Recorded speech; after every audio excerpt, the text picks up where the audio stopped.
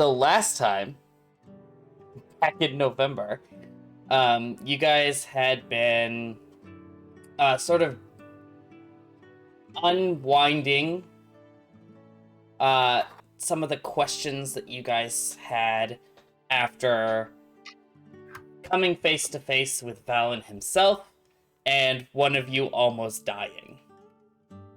You guys had started to investigate some of the other areas around the university and the town to try and find any other remaining information you could. In Ranvid's office, you guys had found some scroll tucked away behind one of the paintings that was written in pre-calamity language that not even Lucico can read.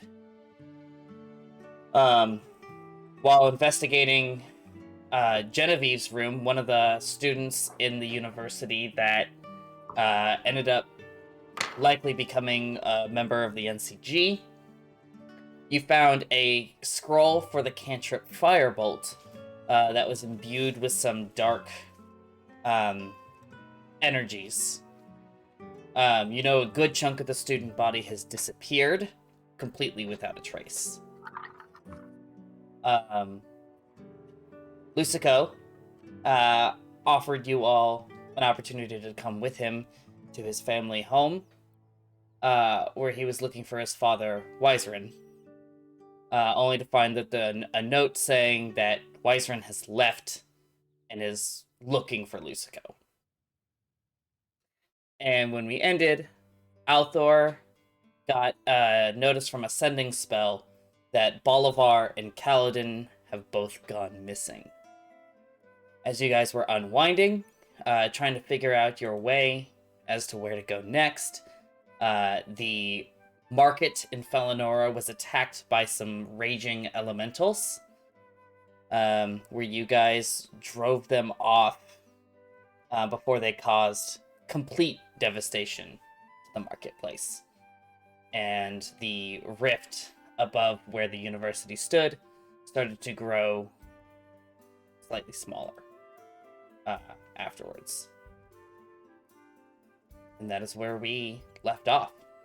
Kind of in between, some of the downtime before Lucico and Althor, and the rest of the party, as you guys had kind of been working to kind of rebuild some of the market, provide assistance where you can, keeping some of the monsters at bay that might have come in while things were getting rebuilt.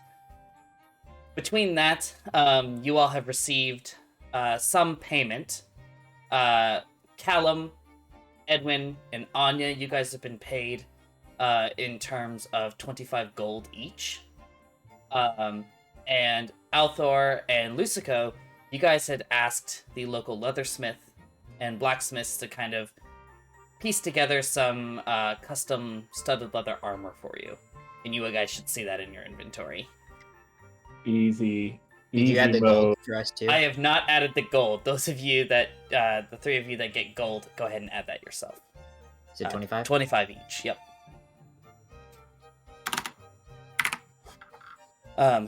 As well, you guys have kind of done some offhand investigating while you've been around. Any of those missing students from the university that you were concerned about, they have not returned in the few days. We'll say you guys were there about a week and a half or so, kind of helping keep things at bay while you kind of figure out your next move. None of those students have returned despite any rumors around. At some point during the week, I would have liked to have sent a coded message to my basically kind of a vision that like my mom has someone that you send letters to, that so it doesn't come directly to the store for the shady side of her business. Yeah. Basically explaining to her what the magic Adderall does, and basically my ideas for how to market it. Yeah. That way she's just not like, I have all these drugs. I don't know what it does. Yeah. So you do that, and it's been sent out. And you get the typical note from your mother, a calling card, that basically just says that she got your message and knows exactly what to do. Drugs. drugs. So, let's see, I was trying to think if there's anything else that was going on in that time. Okay, Billy, I have one question. Yes. The student that was obsessed with Althor and was writing his name in the margins, what happened to her? She is gone. No! Damn. Yeah, she is gone. She left before I got my new commission done and was hot. Left before Althor could fuck.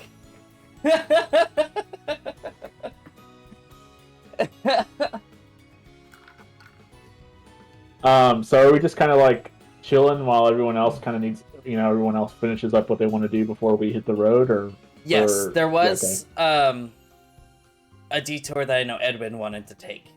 And he said that before you guys had left, he wanted to take you to go visit his parents' place. If that is still something you guys would like to do, that is something we can do. Althor will go visit Edwin's parents. Yeah, as long as we get some turtle soup. I will ask for human soup next time I come over to your apartment, Nicole.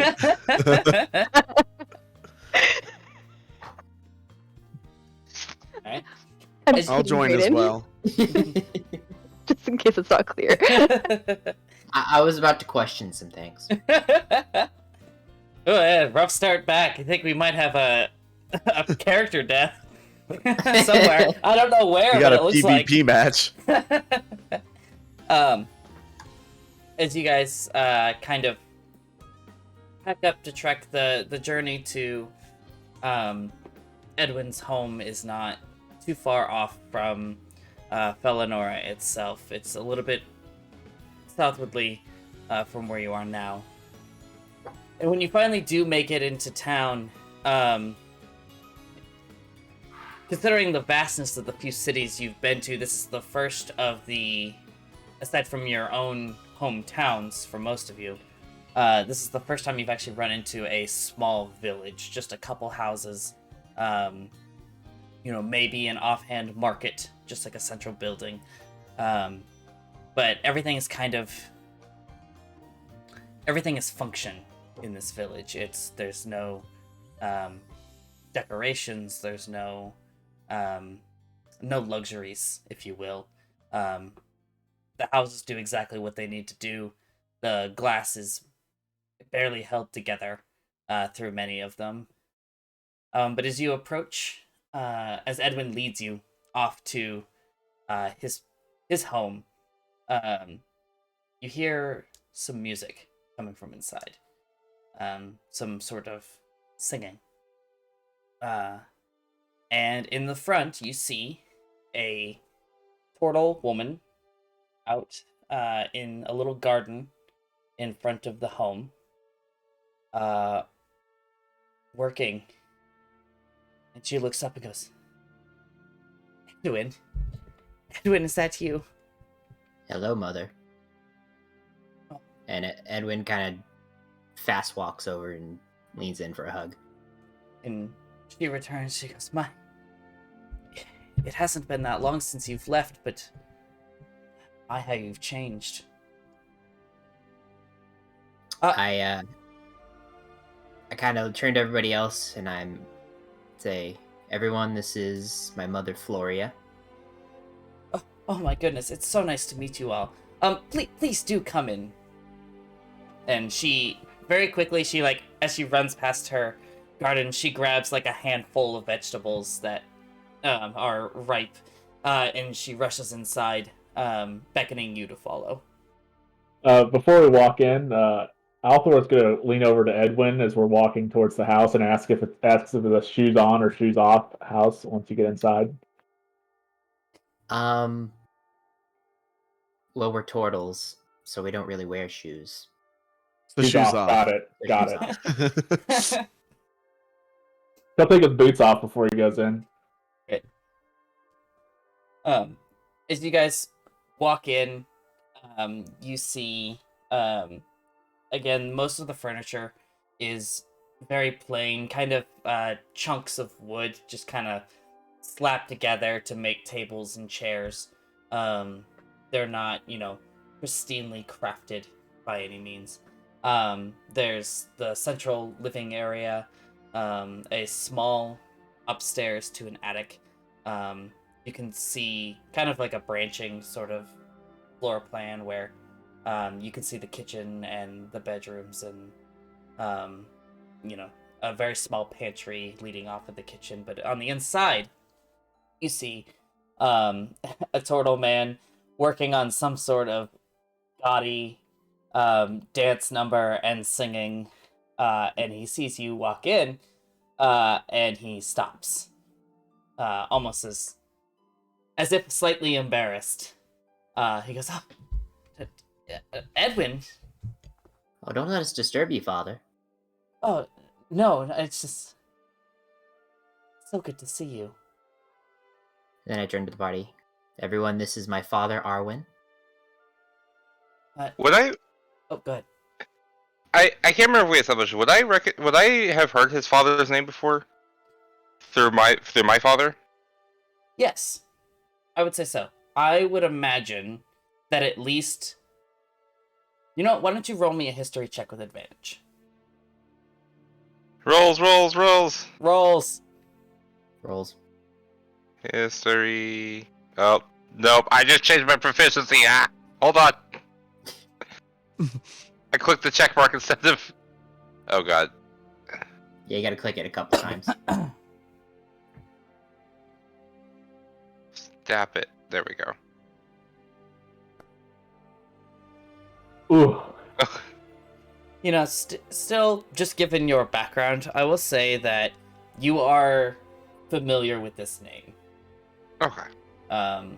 As you kind of try to rack the name in your head, you're not quite sure if this was somebody that your father performed with, or just somebody in the sphere that your father may have known. Have you ever performed at the Divine Mimic? The Divine Mimic. Is that theater out in Selenia? It is. I have, but it's been quite some time. Are you familiar with my work? Have you ever worked with a Xeno Hollywood? And he starts to, he puts his hand up to his head and he goes, "Perhaps," and he rushes over to a bookcase and he pulls down a very thin leather book, and he starts to flip through some of its pages and he goes, "Ha! Sure enough," and he pulls open a sketch of a cast. With on the bottom, it's got the labels of everybody's names, and sure enough, as you look through, you see a sketch of your father in the same cast as Arwen. Edwin, why didn't you ever tell me your father came up there? I honestly had no idea. My father has been many places, traveling and performing, and I guess it just never crossed my mind. Well, I guess that's just something we have in common now. I try not to boast too much. I mean, it's not like it brings us in that much fortune, but I do enjoy the work. No, I know the musician's life. Many have their own side hustles. That they do. We typically get by on Gloria's gardens. Once you taste the vegetables she's grown, you're gonna understand why. She does phenomenal work, and it's enough to keep us going. We were able to send Edwin off to that university in Felinora, and we're very proud of him. Mother, have you heard what has come of the university recently? Well, I could tell that people haven't really been going in or out the last few days, and you could see some of the flames from whatever was going on last night. There has been an incident, and things there aren't quite the same anymore. Well, are you okay? Physically, yes. Emotionally, not quite. Well, she looks around, trying to find the right words to say. She says, "Well, it's nothing a good home-cooked meal can't at least attempt to fix. Now, please make yourselves at home, and we'll get things finished up here. Do you guys need a place to stay for the evening, or do you need to get on your way?" That's an interesting question, isn't it? If I don't- we decide we need a place to stay, I'm sure we're more than welcome to stay here. Mhm. I mean, who knows when you get to come home again? I'm sure one more night won't kill us. Well, we don't have the most comfortable lodgings, but we'll make sure you're well taken care of. And she rushes off into the kitchen to start cooking and preparing you guys a meal. As you guys are seated in the living areas, they're bringing in dozens of blankets and pillows, and they've even gotten some of the neighbors to help gather more kind of comfortable lodgings for you. And just as you kind of settle down for the evening with some fantastic home-cooked food of various vegetables, and these vegetables are just perfect. Not a single brown spot on them, just no, they're perfect ripeness. Just for some reason, there's just nothing wrong with these. And as you guys are enjoying your meal, Arwen offers some evening entertainment with just some songs and merry as you guys settle for the evening. And Anya pull out her clogs and attempt to dance along to the music. She may. I need you to roll a performance check. Okay. She's just so excited to try out these shoes that she doesn't understand. Yeah. Oh god, I have a 0 modifier. Good. You got this. Hey! Hell yeah! So as There you you start, go. There's this very jovial performance going on, with just this very upbeat dance number that from one of Arwen's shows, and Callum, you actually recognize the song from this show. It was one that you have seen your father in. It seems your comments earlier had inspired his song choice for the evening.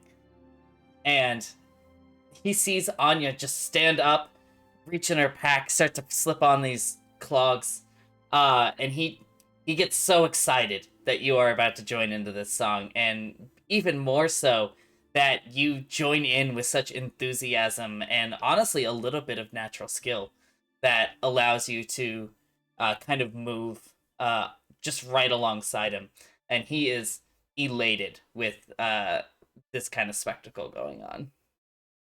As Anya's dancing, you guys are all gonna see her smile for probably one of the first times.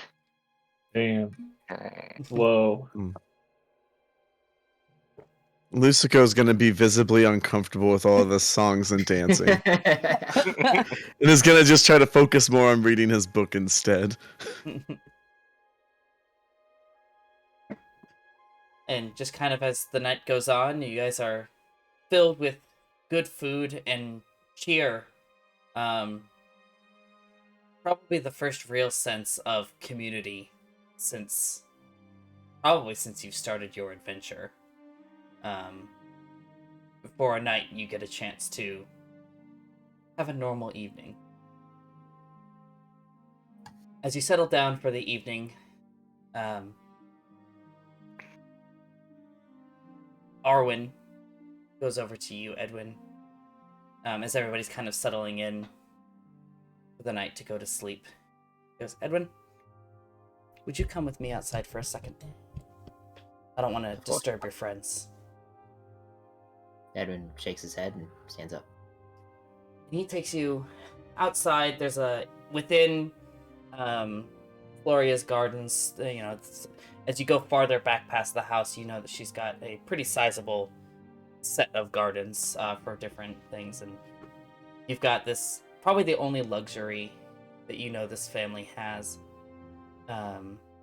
is this kind of archway and a little bench. And your memory flashes back to when you were younger, and spending time with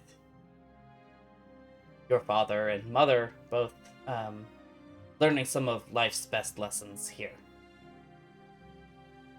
And you walk over to that bench and he urges you to sit down.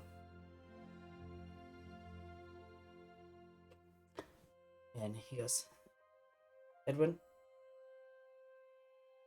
what happened to you? Have I told them about, like, my time at the academy?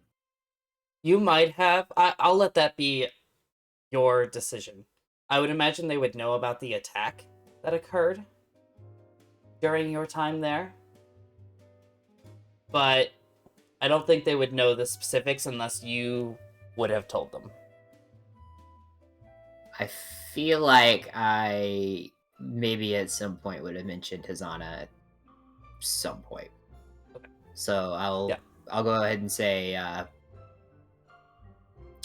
Hazana took a dark path, and it's really, really affected me recently. He was close to you, huh? Edwin just nods.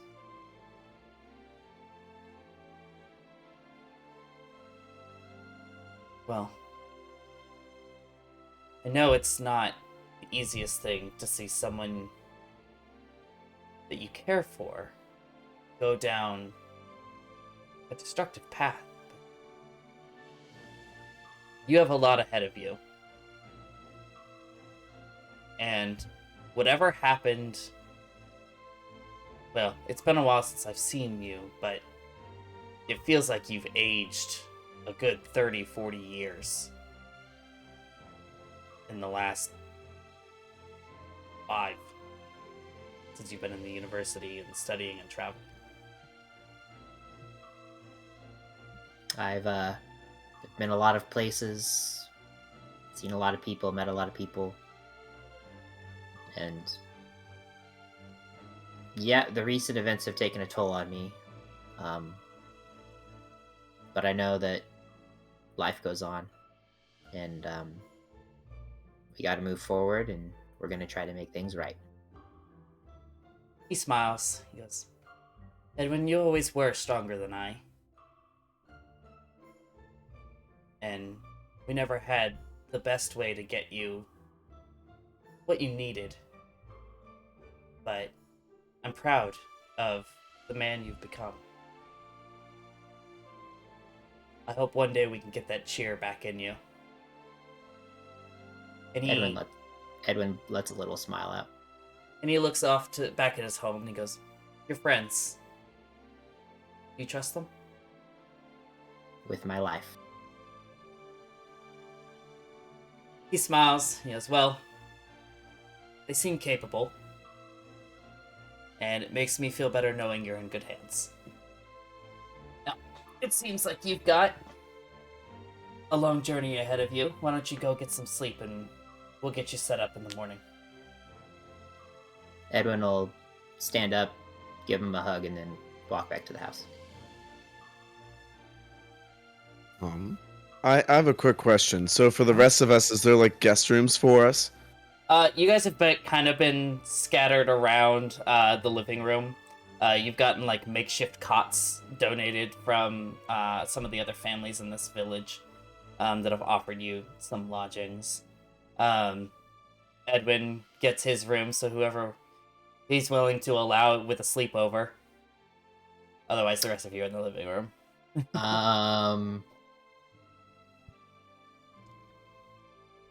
Does anybody want to?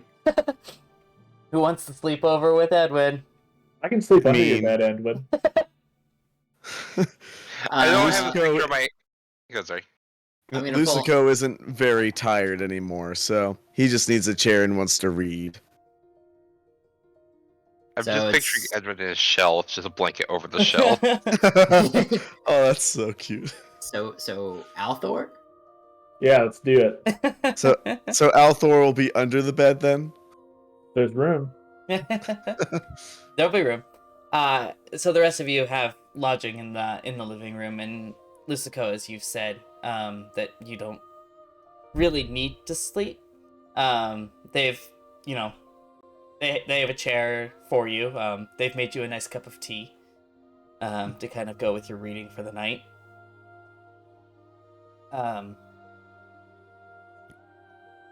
Callum, Yes. as you drift off to sleep, as you Mhm. normally, when you normally drift off, you expect the same sort of imagery. You and your new companion sparring and training. You don't get that tonight. Instead, you're seated at this kind of grand table, lengthwise, but width not super far. And sitting across from you in this very ornate kind of chair is Kellamvor. And I he's thought. Sorry, go ahead. Uh, I thought you said you were leaving.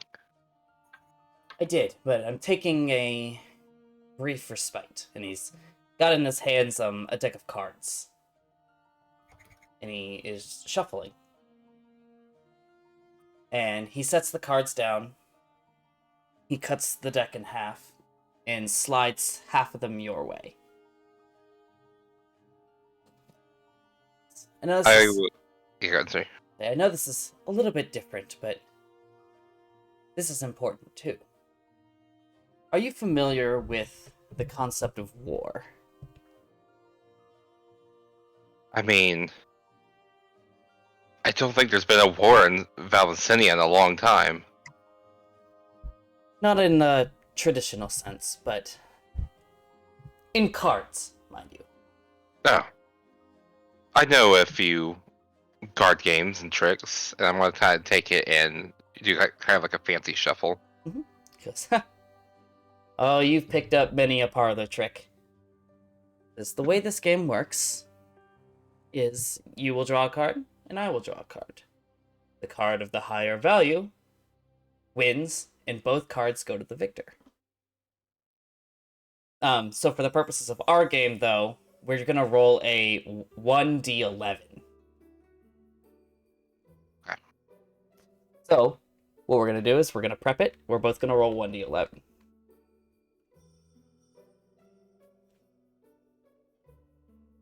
And go ahead and roll it. And I go ahead and copy it too.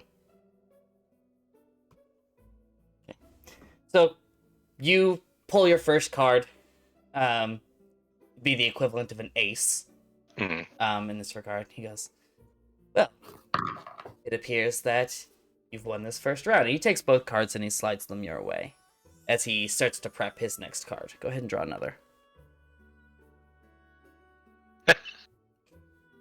Huh. Yeah, I suppose that this is your dream space, and he takes another 2 cards your way. It's all about sometimes the game is about the luck of the draw, and sometimes it's about making sure that luck is on your side. Very astute, and he starts to prep another card.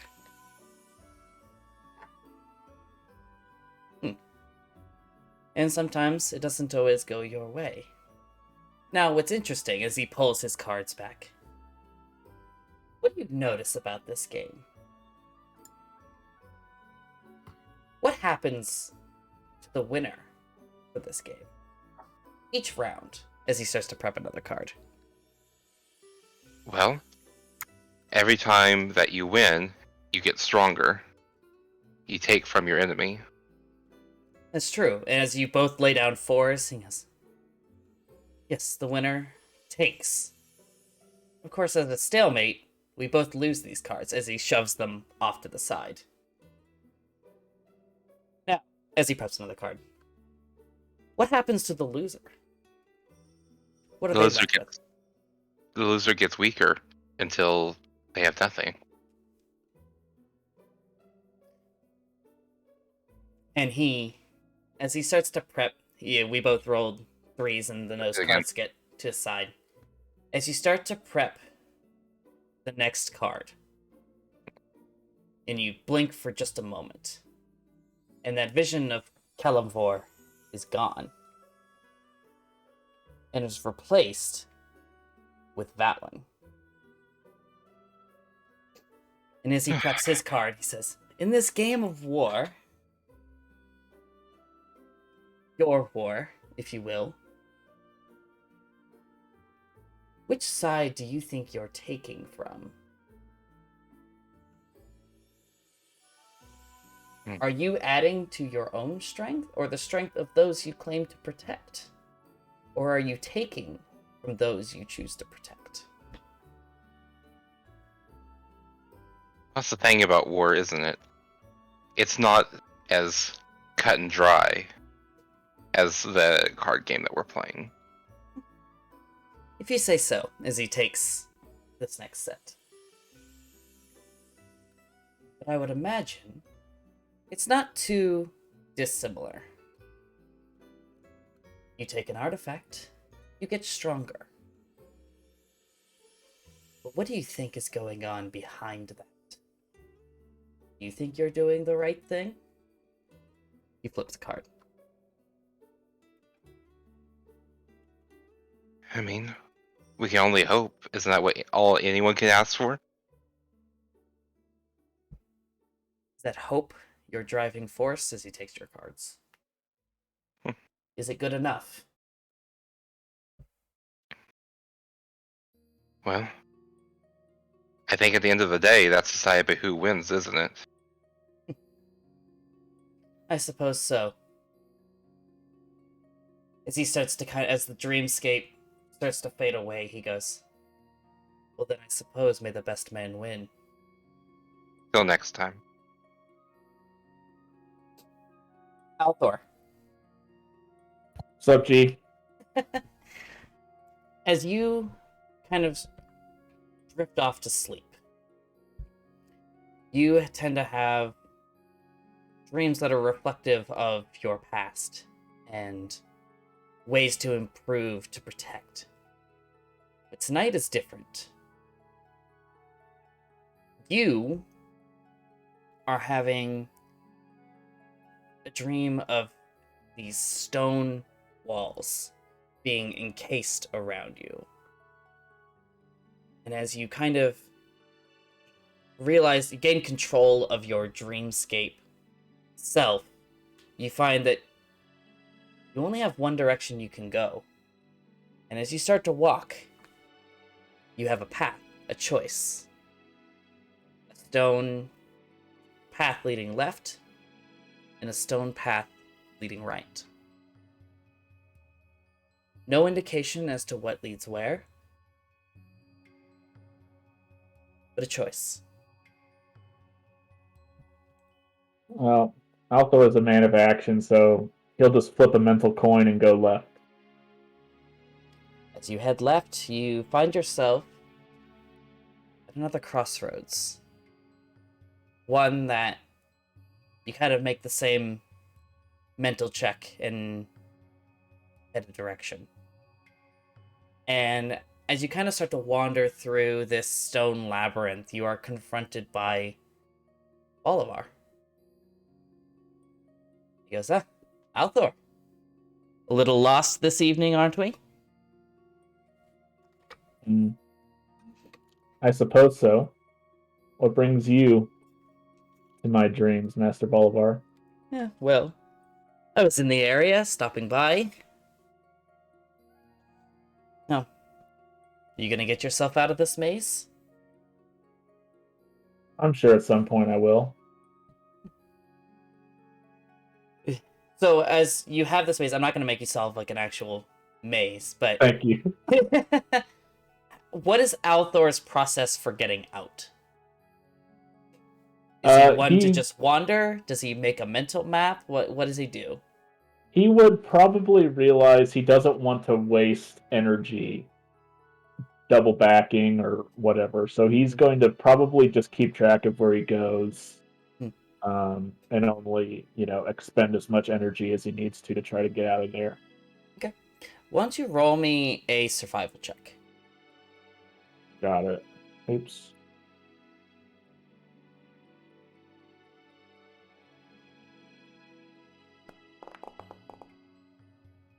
Okay. You are immaculate as you are navigating this maze. As you start to circle around and really start to navigate yourself through, making notes of the most minute details so that you don't have to waste your energy going back. But as you start to walk, you see a familiar face before you. Ha! Althor, getting himself lost in a maze? You mean you haven't escaped this yet? Raythor is standing before you. Well, Raythor. Let me guess, you've already escaped this maze multiple times and you're just keeping track of me? Of course. Oh, it's so much fun seeing the look on your face as you aimlessly wander this labyrinth. Well, you're gonna have to watch my back, and I just keep walking and don't engage him in conversation anymore. Yeah, as you do, he appears a few steps ahead of you again. He goes, Althor, you don't mean to tell me you're going to solve this maze by just walking? Well, that is generally how people like me move, and I have to move to get out of this maze, Raythor. So unless you have some wise guidance to present me with, I figured I might as well not wait around and exchange pleasantries with you. And even in your dreams, you're a stick in the mud. He starts to ponder for a second, and he goes, you mean you really haven't figured it out yet? I mean, you're stuck here. There is no exit. Well, I mean, with that sort of attitude. I mean, one could say. I mean, the rules of the maze are simply to walk until you find an exit, but what if there is no exit? Well, it's not much of a maze, is it, Raythor? Suppose not. More like a prison in that case. Interesting. So how do you plan to escape? Well, I guess I had not really thought about there not being an exit to this place, so I was just going to keep walking until I found it. Well, luckily I was here to help you. Now, Always there to help, Raythor. At this juncture, what would Althor do?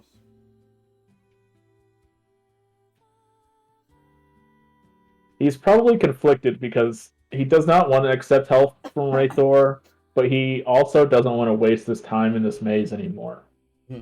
So he'd probably swallow his pride and ask Raythor, then what's the secret to get out of this then, if you're so much ahead of me? As you kind of walk past him again, think to yourself, and, as you said, swallow your pride, you turn around, and you are confronted by Cercinia in his stead. And she says, well, quite frankly, the key is to ask for help. I'm impressed by your ability to see things through. Interesting how you can justify changing the definitions of things, though. It is still a maze, at the end of the day. But you can justify the means, because it doesn't fit your criteria. Very fascinating. So was this all some sort of test from you? From me? No. This is your dream, after all. And she snaps her fingers, and the maze starts to disappear. You Anya. seem to have awfully a lot of control in my dreams. It's faded away. That's fine. Anya. You are back in your dream. You are back in the tavern in Otlumel, where your adventure first began. Trying to make a name for yourself, and you're seated at the same tavern table you were at, waiting for some companions to show up that you were supposed to meet with. And instead, across the way, you are met with Kaladin, card guy. And as he does, he has a deck of cards. You again? But of course, I feel like I'm in your mind all the time. And he sits down at the table across from you and starts shuffling his cards. He What's goes, this? Just a simple game. Would you care to play? Guess this is what I have to do right now, so yes. Fair enough. And he takes his cards. He's like, have you ever played blackjack? I do not know what the blackjack is. It's a very famous parlor game, tavern game. It's easy ways to make and lose money. But we won't be playing for money today, just a simple game. I will draw you 2 cards. And your goal is to try and get it to match to as close to 21 as possible, simply without going over. And whoever's the higher number, or whoever hits 21, is the winner. You can draw as many cards as you would like, so long as you don't go over. Simple enough. Why are we doing this though? Just wanted to have a little bit of fun. You had fun this evening, why not in your dreams as well? Well, it's a bit ruined now, but go ahead, Yeah. draw the 2 cards. Fair enough. So yours is going to work on a 2D11 system. If you roll an 11, in blackjack, aces are 10s or 1s. So if you roll, 11 or 1s. So if you roll an exactly 11, it can be an 11 or a 1. Okay. So your roll is an 11. Would you like another card?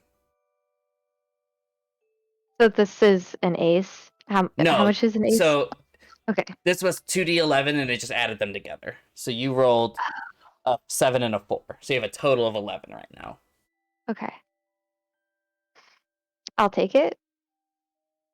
Like, you want another card? Yeah.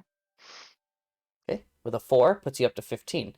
Now, card guy kind of gets his cards ready and he gives himself a deal.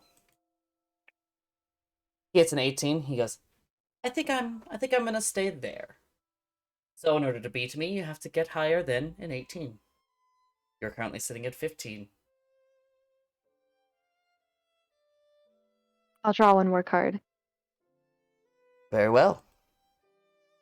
And with a 10, you bust. You go over 21 and you lose the round. Mhm. Because, very interesting. Of course, you were kind of put in a corner and had to make that call, but not every luck can go in our favor, now can it? But I'll start this time. You'll get another shot at it. And he's very much enjoying this, even in your dream. I'm just quietly seething. So he gets a 16 and he goes, well, not a bad start, but let's see what you start with. And he passes you an 18. Double check my... Yep. He goes, well, I suppose that puts me in the situation now. Oh, too bad. I think I'll stop at 20. You care to draw another card? I do care to draw another card. He sits back. He goes, it seems your faith was rewarded. And again, as you kind of look down and look up, you see that the image of Kaladin has shifted to Sexenia. Okay. And she looks at you and says, your faith in your friends and the Raven Queen. Do you expect this to turn out the same way? Your sheer do. blind luck making you hit exactly what you need? I do. Because my sheer blind luck also saved Callum and has gotten us through everything of our journey so far. As much as I hated seeing Card Guy, I still have faith. Sorry, your blind luck saved Callum? As Or much was it as I my want to, power that saved Callum? as much as that's what I was actually referring to, Billy. Thanks, that was the blind luck. Oh. As much as I want to thank you for saving Callum, I sort of don't like you at all. But I'm being very nice about this, so thank you for saving Callum. I'm trying to be nice about this, Yeah. even though I told you I'm not. Mhm. Very conflicting personality you are. Well, let's hope your next blind luck isn't a bust, as your dream fades away.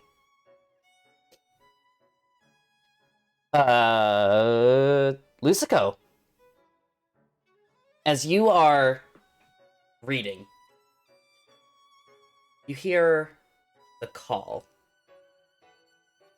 of your patron. I'll answer it. As you kind of mentally accept this call, your vision blacks over. And you wake up on this grand battlefield, and you are up on a hilltop above it. And next to you is this kind of distorted figure to the left of you. He goes, "Ah, Lucico. I see you've not... Who are you? Do you not recognize me?" Can I roll an insight check to see if I can? You may.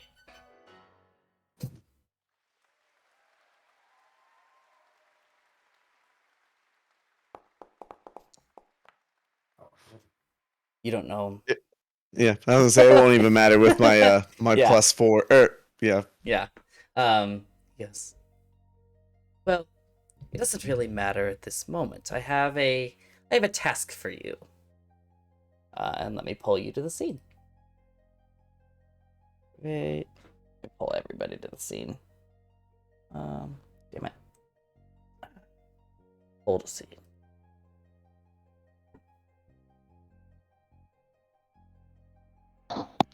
Battleship A4.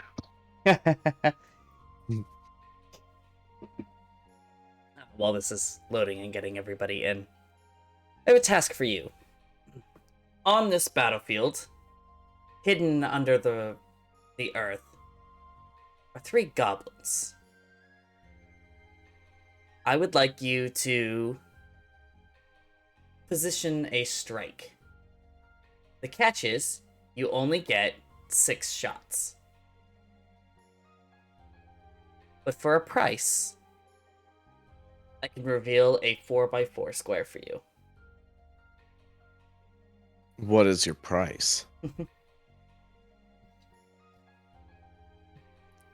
That would take the fun out of it, wouldn't it, if I told you? Everything has a price. You certainly know this by now. Or, if you don't trust me,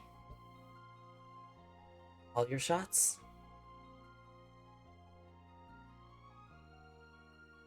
Why are we playing this game? Is it not fun? Does this not interest you? I have no time for games. I mean, were you making any headway in that book of yours right now? I No. don't think so. Perhaps you'll learn something about yourself here. In fact, is that Fine. what you want to know? Information? So be it. And I'll do... So, pick 6 spots. You get to pick one spot to start. You pick Okay. one at a time. It's 6 shots total. And for some unknown price, he is willing to reveal a section of the battlefield for you. Lusco does not trust this weird Mhm. like apparition that he cannot recognize. Yeah. So he's not gonna take him up on that. So his first guess, I'll just do like the select.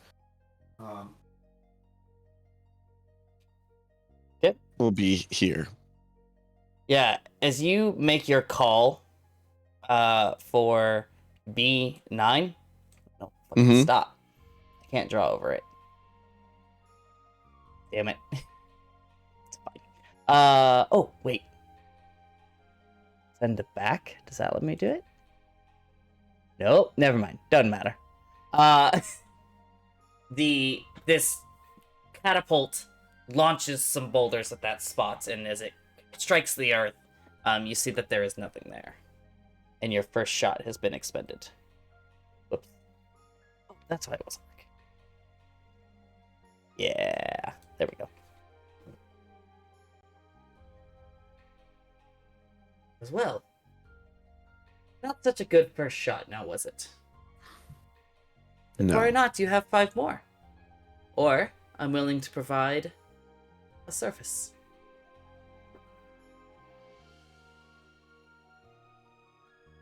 Lusco will just go looking back to the battlefield, and he'll make his second shot at. Yeah, as this catapult loads up and fires off, strikes more rubble. I'm getting down to the wire now, aren't we? You risk not hitting you risk not hitting all of them.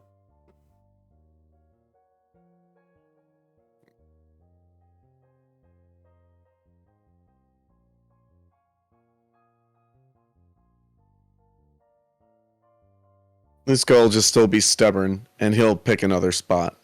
Okay.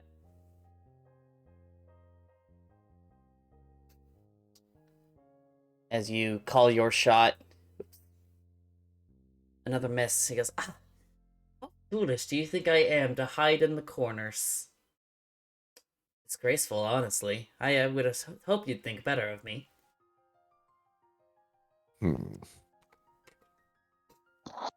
Again, my offer still stands. I'd be happy to reveal some information to you.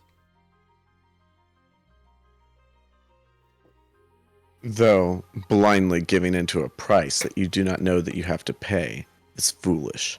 Did you know what you were getting into when you signed with the Eye?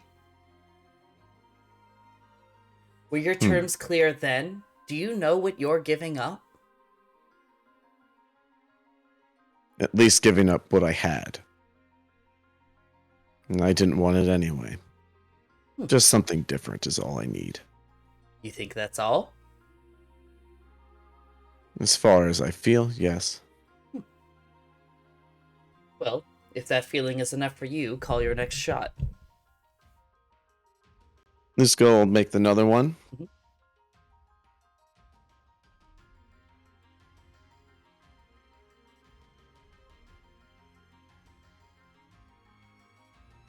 As your catapult launches, it strikes nothing. Well, I suppose your stubbornness has cost you a perfect game, but I will be impressed if you can hit one of them. You do still have 2 shots remaining. He will pick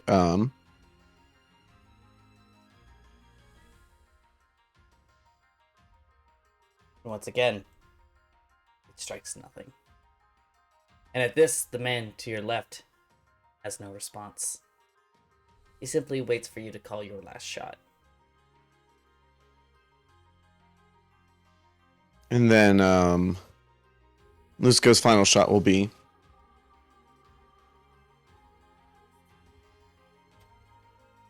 As your final shot strikes the earth. Whoops, stop. Alright, I gotta move the box. The goblins start to burrow their way out of the earth as they snicker and sneer at you in kind of diminishing tones. The man to your left, that was this kind of distorted figure before, has now become Valen. And he says, This knowledge you crave with every fiber of your being. Strange to me that when offered, you deny. And you can see that it cost you. What exactly did it cost me? Well, lucky for you, this is not a real battlefield. Lucky for you, this didn't involve your friends. Because the next decisions that you pass up could be their end. As the dream starts to fade away. Last but not least, Edwin, as you finally drift off to sleep. And you begin to dream. While you don't know what your compatriots are dreaming about right now, yours is much more direct. Across the way from you, at a pretty nice ornate table, is Valen. Something appears different about him though, and you can't quite place your finger at it. Like there's some glow about him. But in front of you is a chess game that has already been started. Let me pull you out of the scene.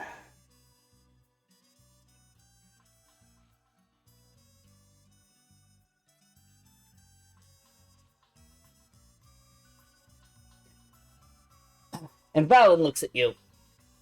And he goes, well, it wouldn't be long before you saw my face again.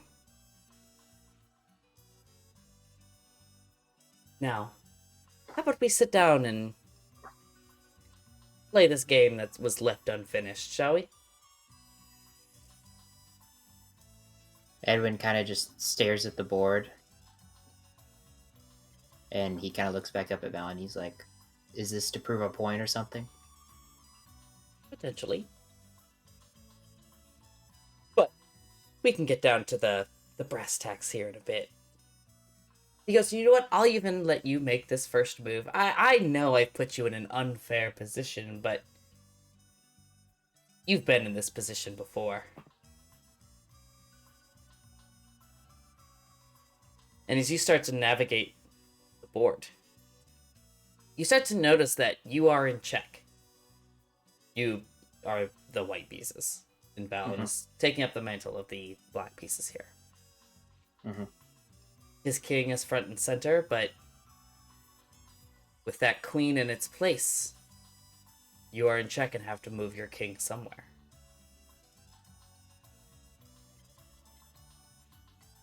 So, what would Edwin do? How would he protect his king?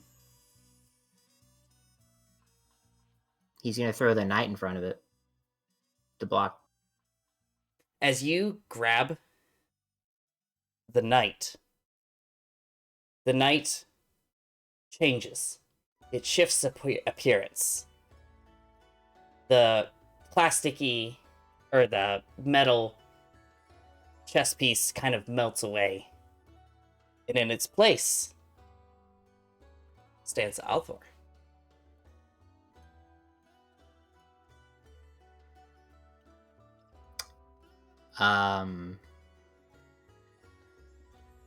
Edwin's just gonna kind of stare at it. And Althor, you are not moving here. This is all... Yeah.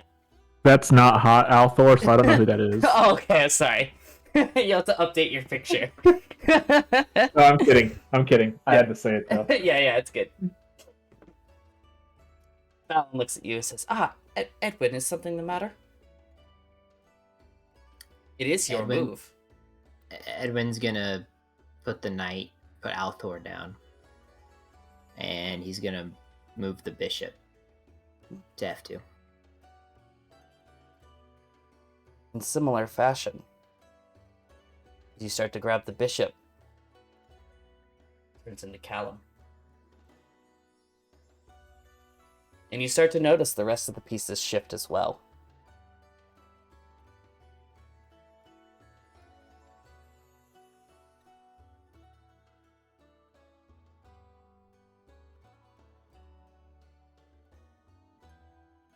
What choice will you make, Edwin?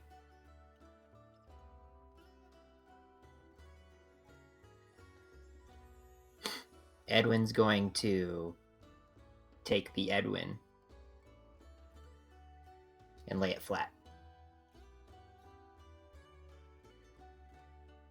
Your resolve is quite something.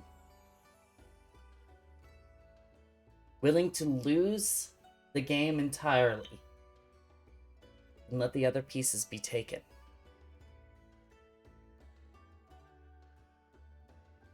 Something to consider. Edwin's just been staring at the board this entire time. He hasn't looked up at all. Balin smirks and says, in our game, if you lose the game, every piece, including the ones not on this board, are removed.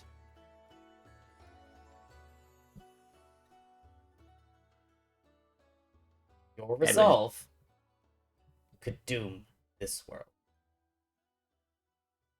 At that, Edwin's just going to look up and stare. And at that, the vision wipes.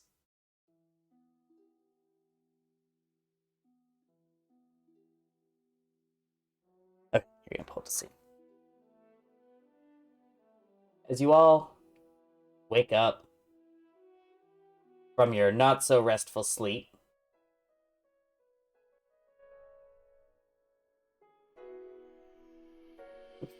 you have the smell of cooking food, some eggs and bacon, and even a little bit of grog for the morning, or some cheap Grog? ale. Yeah, I mean, it's just rum and water. Grog Sung Longjaw. Strong dry ale. And a meal is being prepped for you all.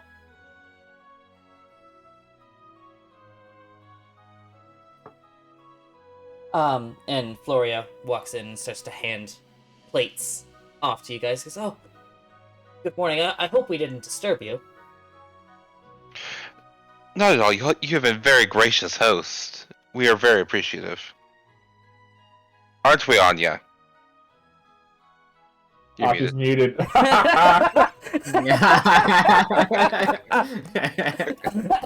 Anya's gonna be very grumpy this morning, but she's gonna begrudgingly say yes, thank you.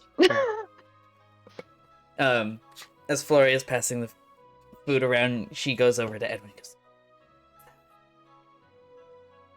That's normal. and starts to pass you all your food for the morning. He says, I'm gonna go tend to the garden if you guys need anything. Please do let us know before you start to head out, though. I'm Althor's sitting- probably going to eat his food pretty quick, and then since this is the first day he's really had with this new armor, he's probably going to get it on pretty quick and kind of go do some like sword drills like in the backyard area just to kind of get used to the flexibility he might be giving up. I assume I'm sitting next to Callum. Can be. Yeah. Okay. I'm gonna whisper to you, I had a dream about Card Guy. I told you have to quit obsessing over him. I didn't want to think about him, he was just there! Are you sure you don't have a crush on him? You do. I hate this guy!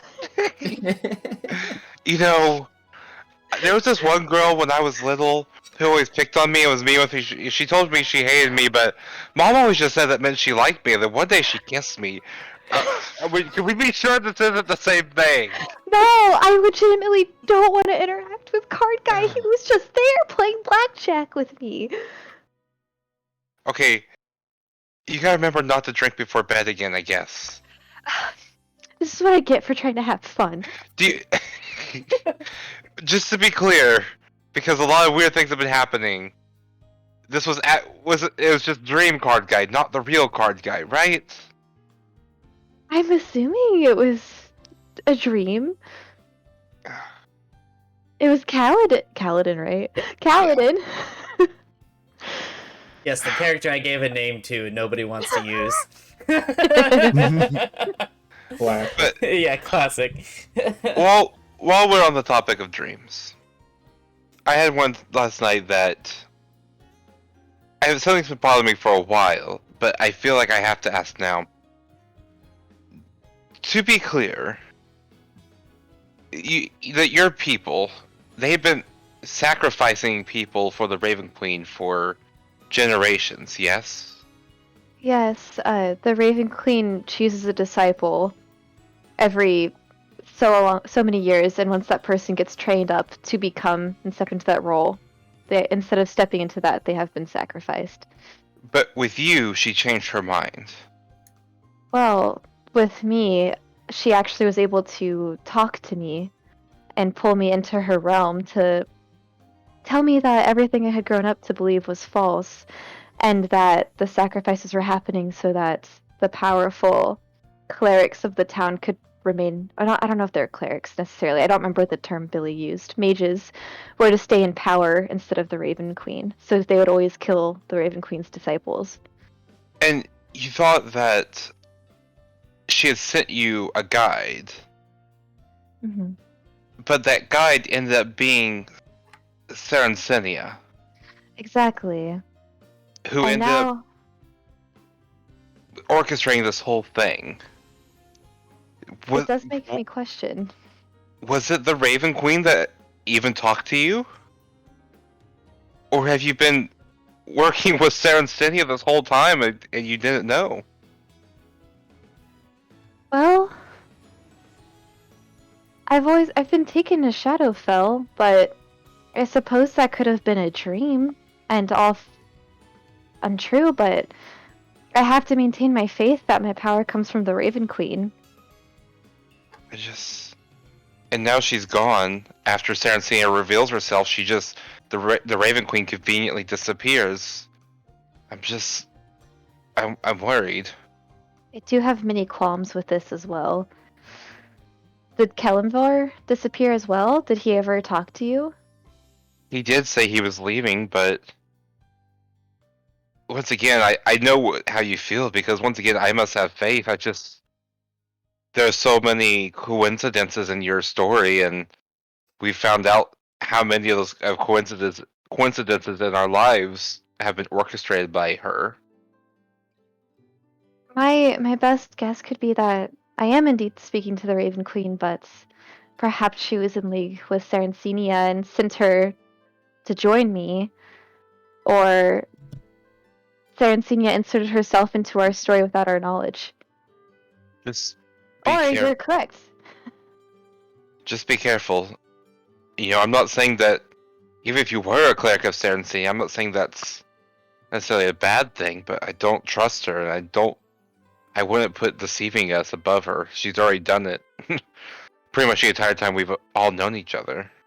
Actually, speaking of Sarancinia, she was also in my dream after Card Guy.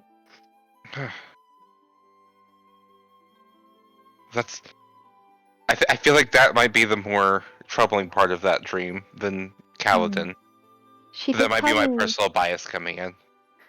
She did tell me that I shouldn't trust in my dumb blind luck.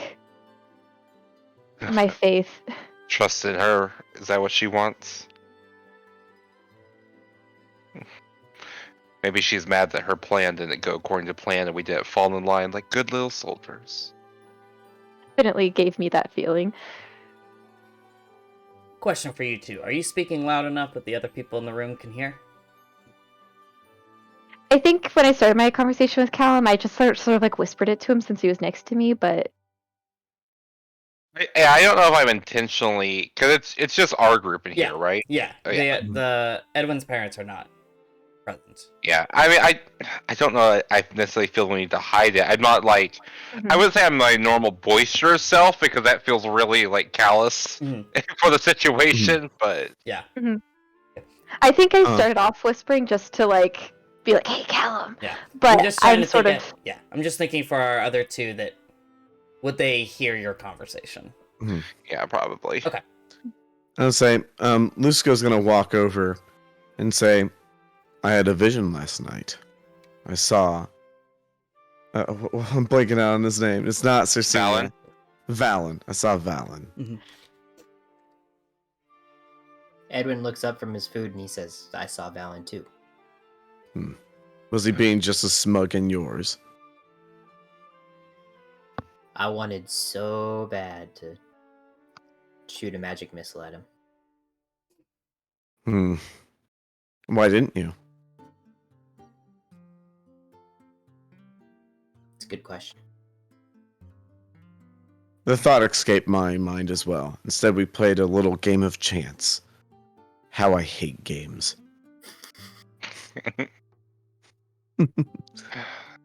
Seems like all of y'all had a eventful night. Was I the only one that saw Serencenia?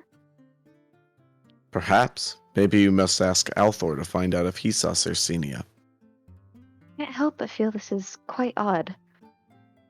Why He's just did out swinging his Yeah, sword. like there's this deep conversation going on, and then out in the back, Althor is swinging his sword around.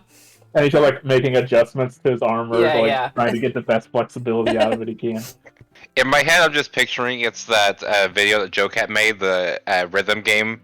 Yes. Yes. Can Edwin remember anything that he might have learned about like magic that can cause visions in dreams? Roll me an Arcana check at advantage. Arcana at advantage. Oh. I would say that given that, your study, you would know that there are enchantments and things that can cause visions. I mean, hell, there are medicines that can inhibit visions. But from your knowledge, you don't know how, if there is any, that you would be under such an enchantment.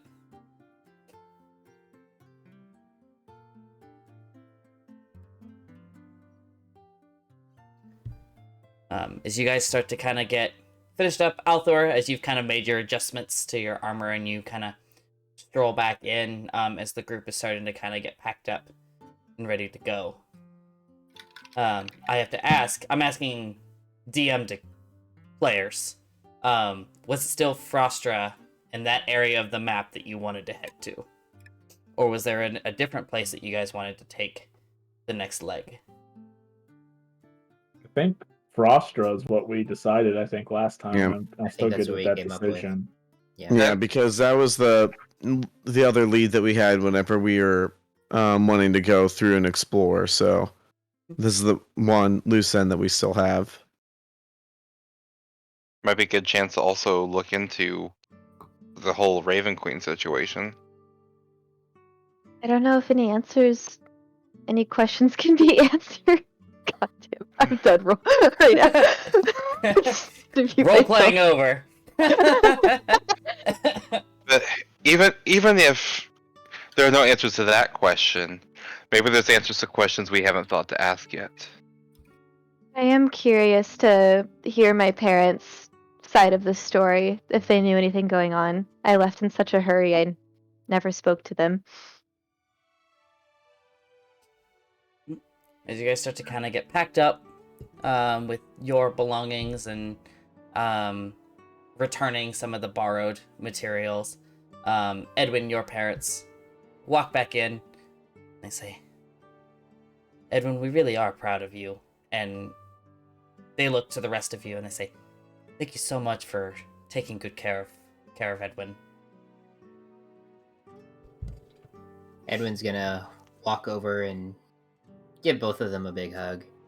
And he's just gonna say, I promise you I will return. Good. Now, before you all go, I made you all some rations to help you on your journey, and she hands you all like a massive like just bag of vegetables, and then another bag of like various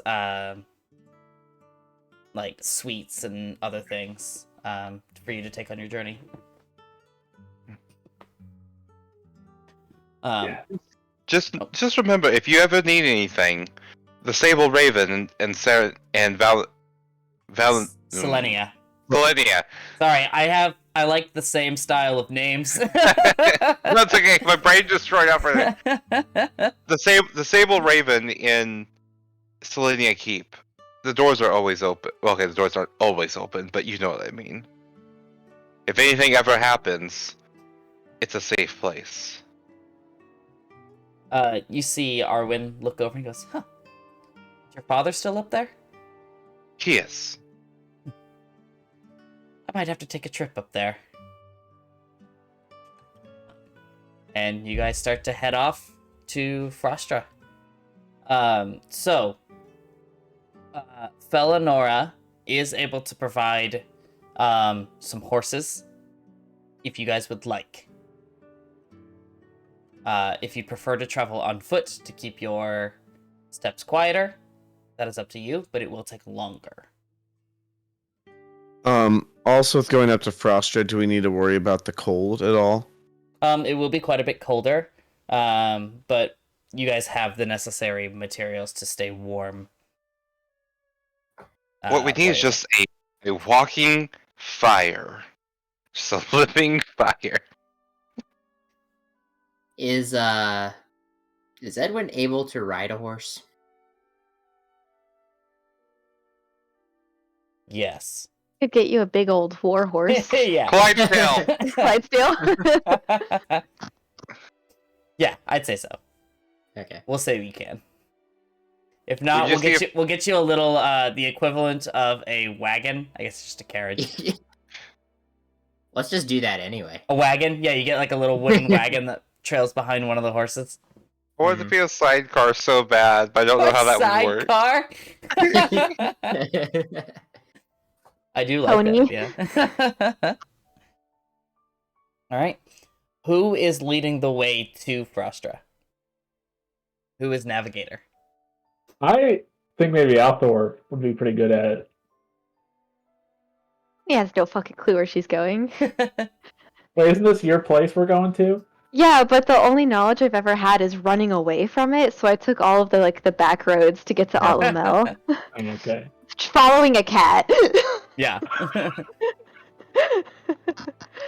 And I've only ever lived in the city near Fostra, so I don't know anything. So, Althor, go ahead and roll me that survival check. You got it, dude. I'm a survivor. Oh. Oh my god! Oh, your hubris.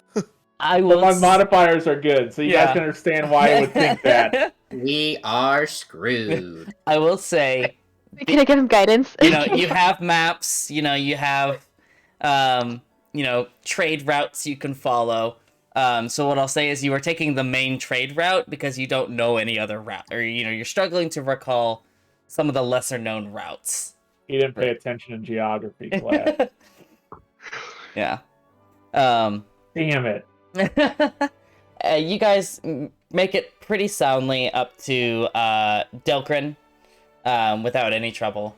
And you kind of check some things out there. Things are, it's only probably been about a month since you've last been there between your time of traveling away to Felinora, the academy thing, and then the last couple weeks you've spent there. Things seem to be going kind of back to the normal they're used to with their things are running on their own without breaking and causing murder. So things are going relatively well. Are the wizards still around? They are not. That building has been foreclosed. Damn. Yeah. To be fair, there's only one left. Yeah. Yeah, it says Zelfa. Can we What was pay that off? name? I was wondering if she restarted it. And we took our magical focus. Can we pay off the mortgage and set up a base? I'm kidding. It'd be quite a bit of money that I'm not sure you guys have. Here, I posted Althor's money in the meme chat so he can show his contribution. Is it like 2 cents? Just wait until my cartel gets up and going. Yeah, maybe Drug someday. cartel. Um, great. Yeah, you guys then continue on quite a ways to up on your way. Let me double check my own gosh dang map. Yes. Do I need to roll the check, or is it just one big one, Billy? No, I'll get it here in a second. So you guys kind of get in between Delcrin and Frostra, about halfway, a couple days travel. And on this particular night, as you're setting up camp, sorry, too much stimuli. As you guys are setting up camp for the evening, who is taking first watch? Lucico will take all watches. I will that's do true. first watch with Lucico. I am setting up an alarm for the night. Ritual cast. I'll set up second. Great. Althor's gonna sleep because he knows that a lot of you guys aren't humans and don't need as much sleep as he does. Yeah, I can meditate. Yeah. Great.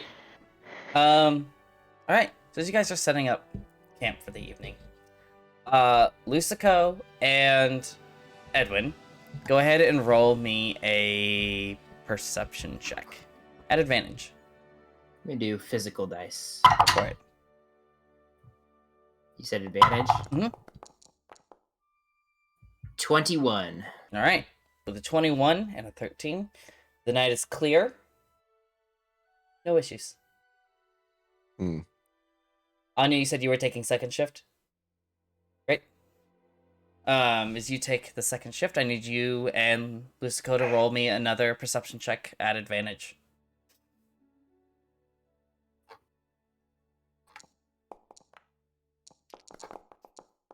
Damn. Oh, damn! All right. Anya, as you're Mhm. as you're looking alongside the tree lines and your kind of path, all you see are some small animals. In fact, your vision is so good that you clearly can, like, just based on the eye shapes alone, you can tell some of the animals that are out there. Just a couple squirrels and rabbits, trying to find a place to sleep for the night before the next day. And you continue on with your rest. Callum and Lucico, go ahead and roll me that perception at advantage. I also have some things for Lucico Go for it. when we're not. Let me roll this before I forget. Yeah. That was cocked. And then everybody go ahead and hit the long rest button. That's a 4. Okay. What is it you were wanting to do? Go ahead and do that first. Lucico, I don't think I ever checked in with you while we were still in Felinora. Or we had talked about a deal of sorts where you were going to do some research when you got a chance for me, and I would owe you a favor. Hmm. I don't know I've if you'd. Sorry. I have yet to learn anything more. All I've learned is just those words that the Watchers granted me. There are... no information on divinity then. No. Though, now with my newfound condition, I could use the evenings to help research into this. Well, just remember, I owe you a favor. You're welcome to call it any time, or even if you want it to be a ongoing task, just let me know. Thank you. Callum, Uh-huh. what kind of alarm do you have set? Out loud alarm. Okay. What is it? What is the alarm? Oh, it says a handbell, but what would you prefer it to be? It says what? A handbell? Yeah, but would you want it that's- to be I mean, something else? No, I think that's fine. Okay.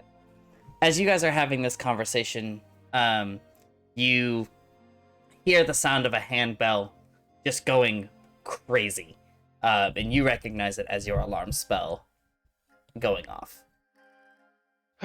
The rest of you are woken up by this alarm. But you don't see anything around. Can I use my see invisibility spell to see if I can spot whatever it was around? You sure may. When did you get that spell? I am a mark of detection half elf, so that is a racial ability. I actually did not know you were a half elf. He's had his You hood learn up the whole something time. About Lucico every day.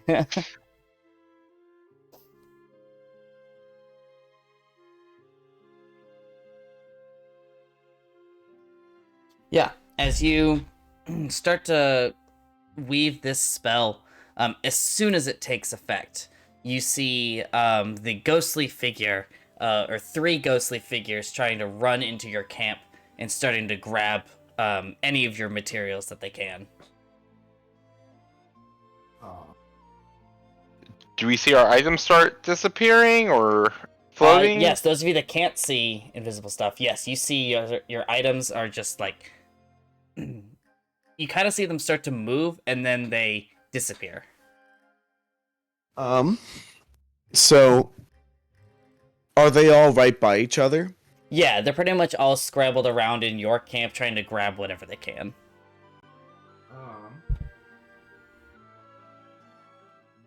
I would like to, if I use hypnotic pattern, could I cast it and just get all 3 of them without getting any of the other people in our party?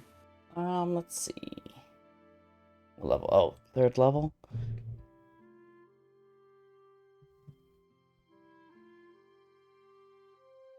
It would be anybody who sees it.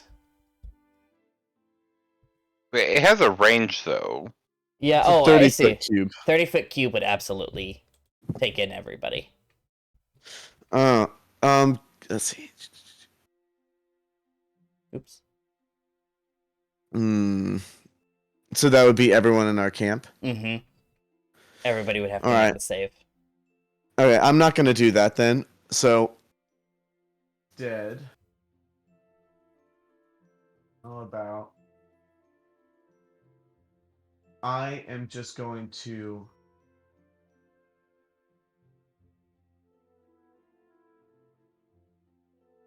go with what warlocks do best. I'm gonna Eldritch Blast one of them twice. Great. Go ahead and roll that attack for me. Alright.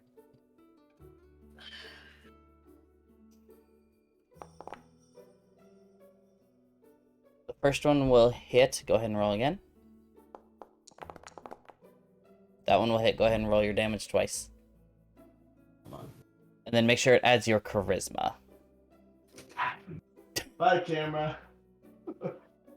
It's like blocking right where I need to see. Oh my goodness.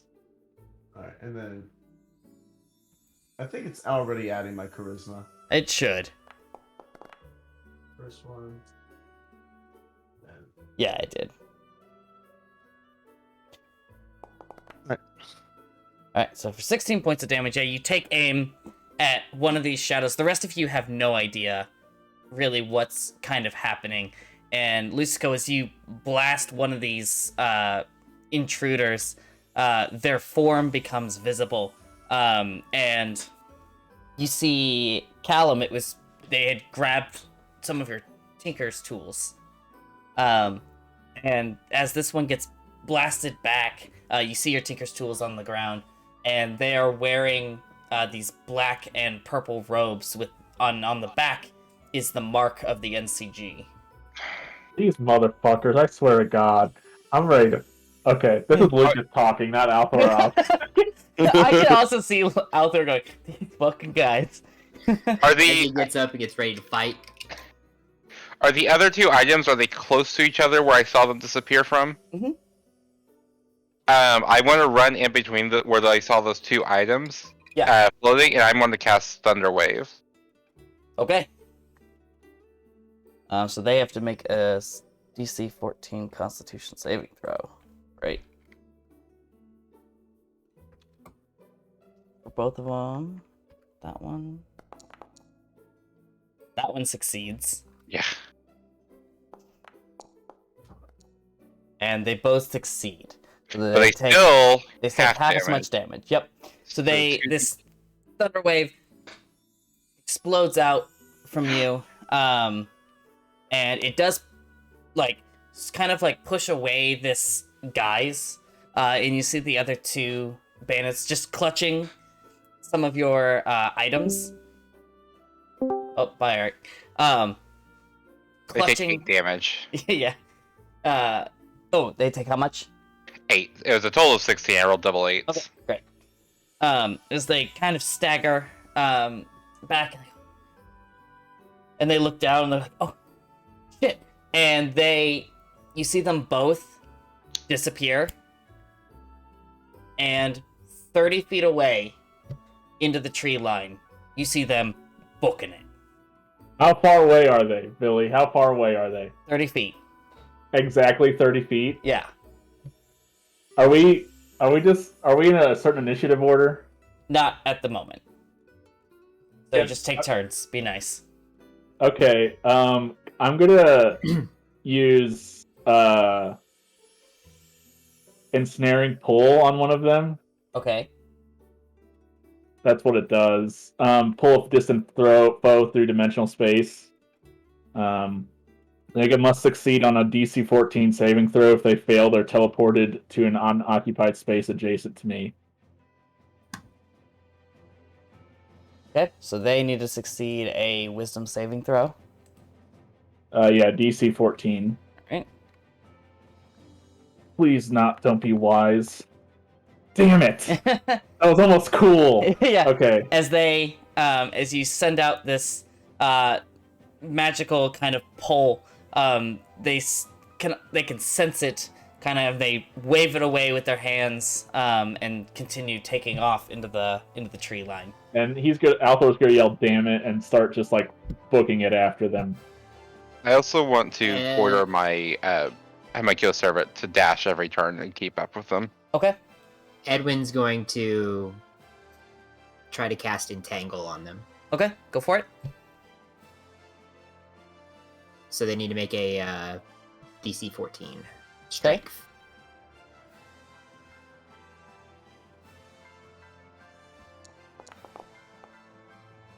That one fails. Yeah. One of them fails.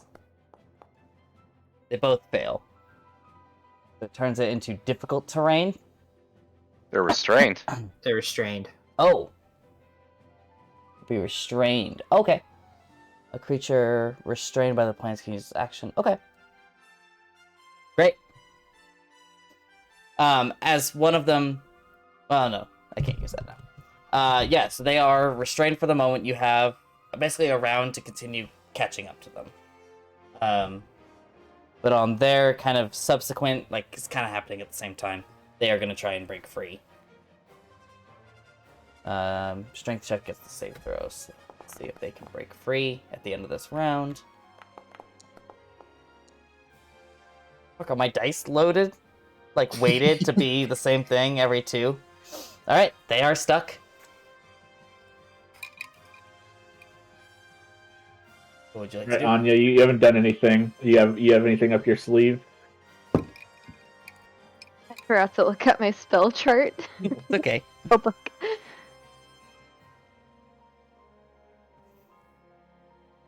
Revivify? Who are you bringing back? No one. Are they under some sort of spell? Would that break them out of it? You would have to make some sort of check for that. One of them's damaged, right? Or injured. I don't know. Don't Sorry. think. The ones that you are chasing have not been. Okay. Okay. They're both just wanted- they're both restrained though. Yes. Okay. I'm gonna throw Firebolt. Okay. Dash Shadow. Okay.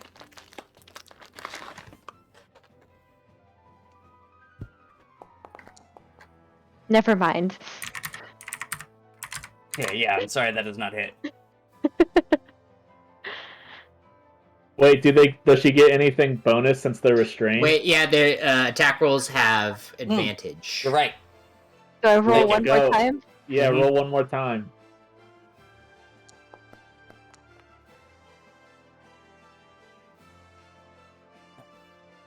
A 15 does not hit.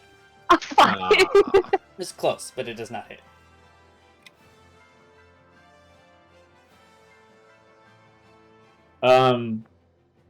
Have I caught up with them at this point? If I just moved after... Yes, you can catch up to them. He's just gonna, like, put his sword to one of their throats and see if they just surrender. Instead of trying to just kill these dudes. You see one of them absolutely just drops what he was carrying. It was some of your food rations. The other one is still pretty holding firm and is going to try and break. Okay.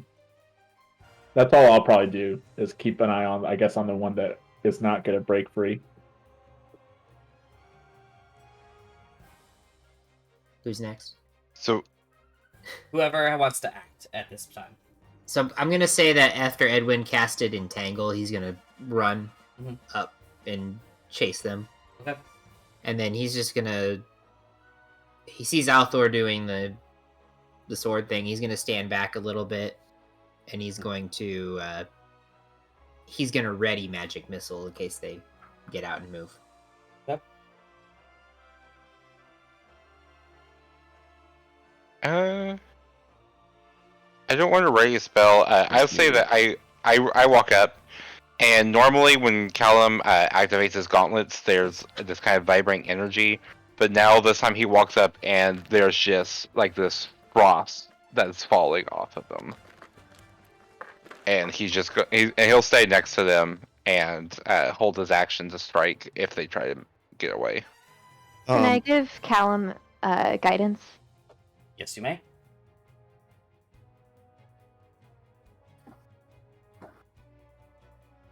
I'm assuming so. Lusco will also join the rest of the party. That's going to be right there. Except his eyes will be now in that sinister form where they're just the green halos and all black.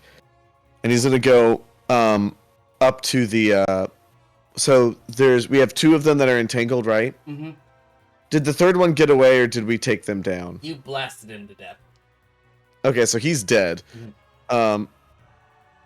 I'm going to go up and look at them. So is it immediately obvious for us that they are new Creation Guild members? Oh. Okay. It's like, did you really think that I would not be able to see you? Roll a... An intimidation? No, investigation. Investigation? Yep. Okay.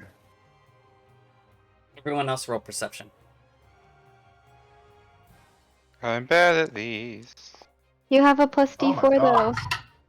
Oh, true. Can I roll a d4 on top of it with my racial ability? For this it will not matter. I will just go ahead and tell Okay, cool.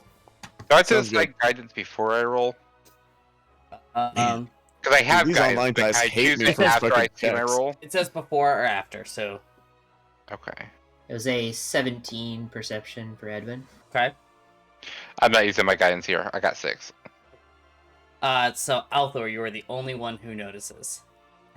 But as everybody's kind of crouched in together to kind of deal with these NCG members, the one that dropped the items onto the ground, as you guys have started to kind of recollect your things, you see him ever so subtly.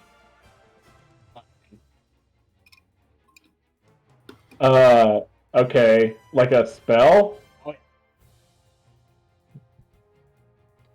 Okay, I'm gonna, And you, Althor, you get one chance to finish this before the spell takes place. Okay, give me just one second, because I'm just looking at all my stuff to make sure, because I'm still kind of, Okay, well then I guess I'm just going to, attack him. Okay. I don't think I have anything better to do. Because deafening him wouldn't do anything. No. So, yeah, okay. Go ahead and Let roll me it. Okay, I'm going to use my arcing weapon with it. So, Okay. Let's see.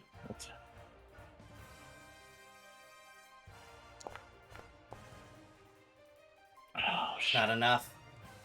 All right. Well, isn't he still restrained though? Oh, yeah, so you do get advantage. Okay. That is true. Thank you, Eric, for remembering. There we go. That will hit. All right. Okay, and then damage. There you go. Yeah, you describe to me how this weapon looks again. Okay, so it's like kind of pronged, and as the lightning kind of jumps up it, and so it's like two thin blades come out of the kind of crystallized hilt at the bottom, and then the lightning kind of arcs up it as he slashes down at the guy. Yeah, and you see him as it cuts through him. His body kind of goes flip over, and just at that moment, though, this flash of light underneath the roots surround all of you. And in the flash of light, you end up somewhere else. Oh shit! We're in Skyrim. Oh my god. Hey, you're finally awake. Let's go fight a dragon. The tank engine. God.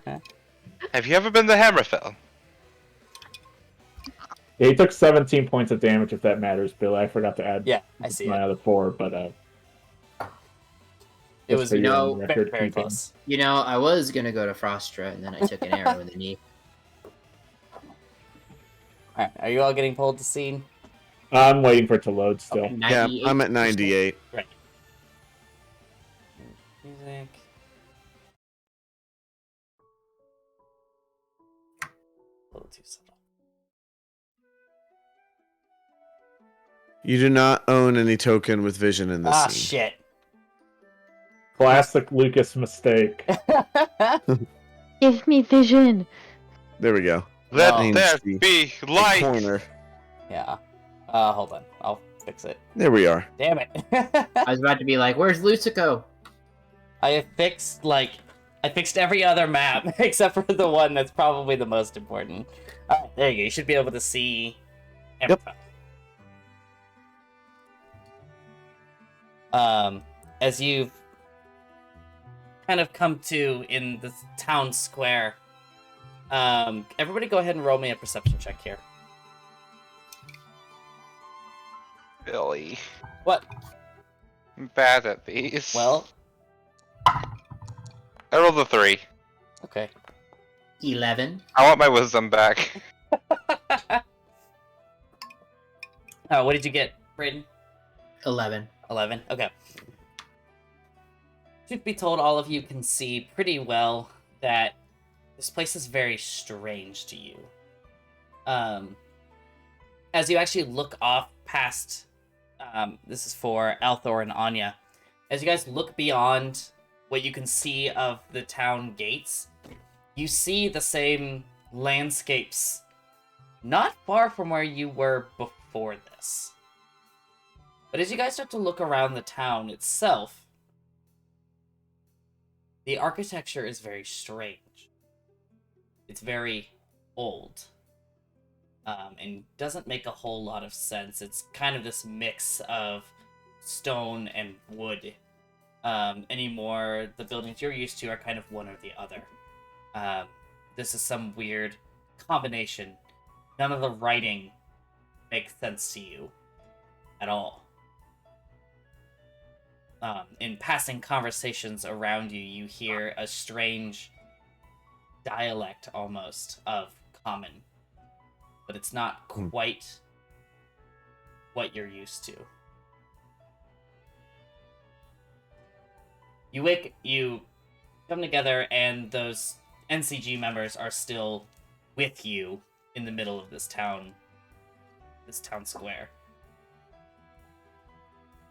So are they still entangled up? No, they're out of the entanglement. But they are weak. The one that cast the spell is just not breathing right. Do I still have magic missile readied? I'd say so. Oh god. Let it fly. Okay, Let it fly. go ahead, roll it. Okay. Magic missile. What level are you casting it at, Braden? I'll do first, and I'll shoot one at the downed guy. There's two of them, right? Mhm. One's downed and the other's not. That's correct. Yes. Okay, so I'll shoot one at the down guy and then the other two at the other guy. Okay, go ahead. When we say down, we're talking about like 0 HP, yes? Or no? Oh, the one who's like dying. When we say one's down, one's not, are we talking about like one is like One is very near death. okay? The other And is with this, healthy. 12 points of force damage. Okay, so the first one impales the one that's downed, and he just stops. The other one, these two missiles pelt into him. Which would get 24. What? The two would give him 24 points of force damage. I thought No, it's 4 per dart, right? yeah. 4 plus 1 per dart. Oh! So it's 5. Actually, it's 5 into the 1, and then it would be 10. No. It'd be 3 into... Or No, 4 into four. the 1, 8 Eight into the other. Yeah, it does. Yes. Because of your plus 1. Yeah. Because it just multiplied for each dart.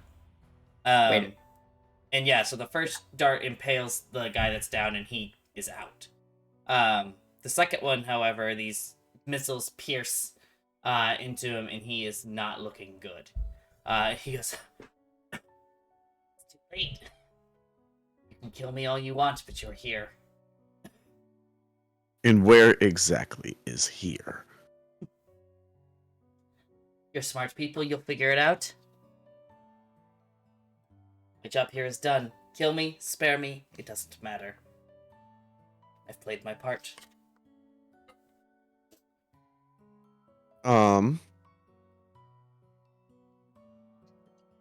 Lucico is going to use detect thoughts on the guy that's weakened. Mhm.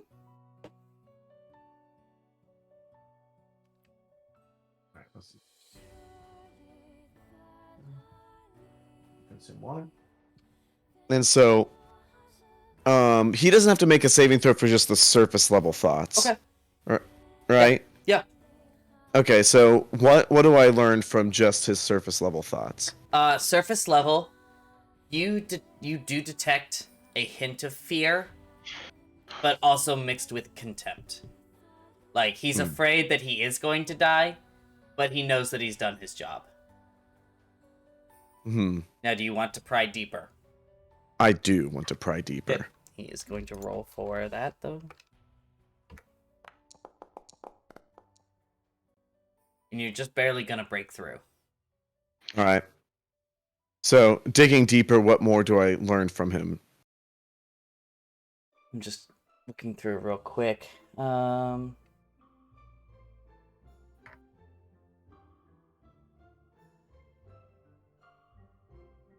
Okay. So you have to pry deeper the target because you get insight into its reasoning. Okay. I'll tell you that he is, as you dig deeper, you do discover that this plan was given to him by some higher up in the NCG who told him that you've succeeded if you've gotten them here.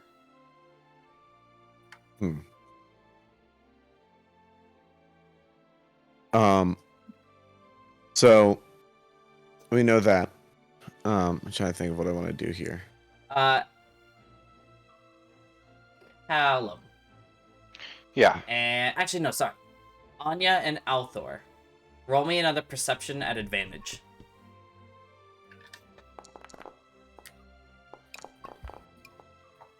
Okay.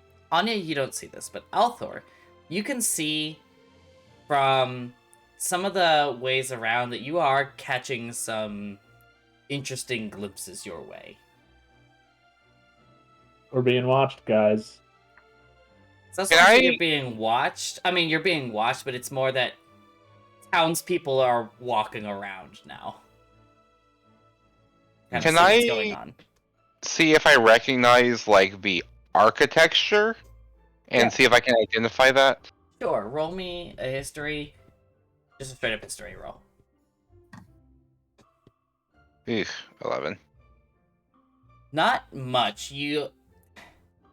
What you do recognize has come from maybe some texts you've read, with no sort of significance as to like time period or style. Just more in passing in their various texts, and no real connections to be made there.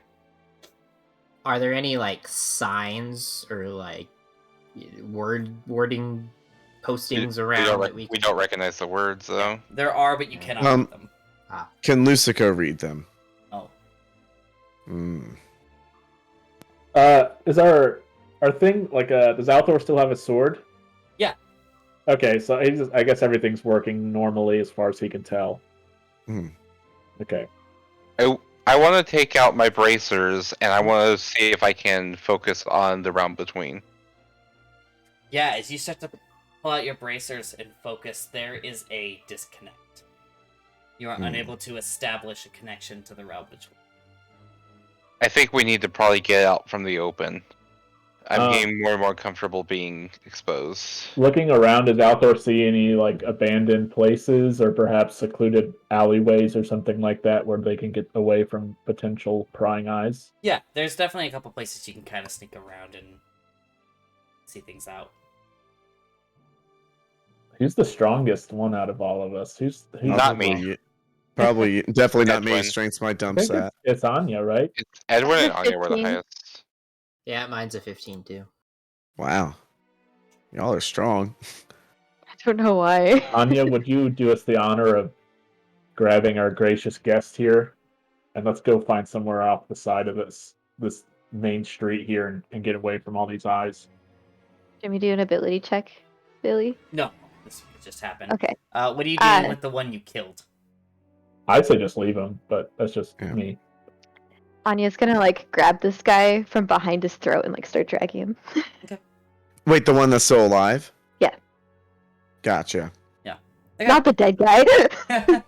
Yeah, you guys pull him off to a secluded kind of alleyway, way out of the way.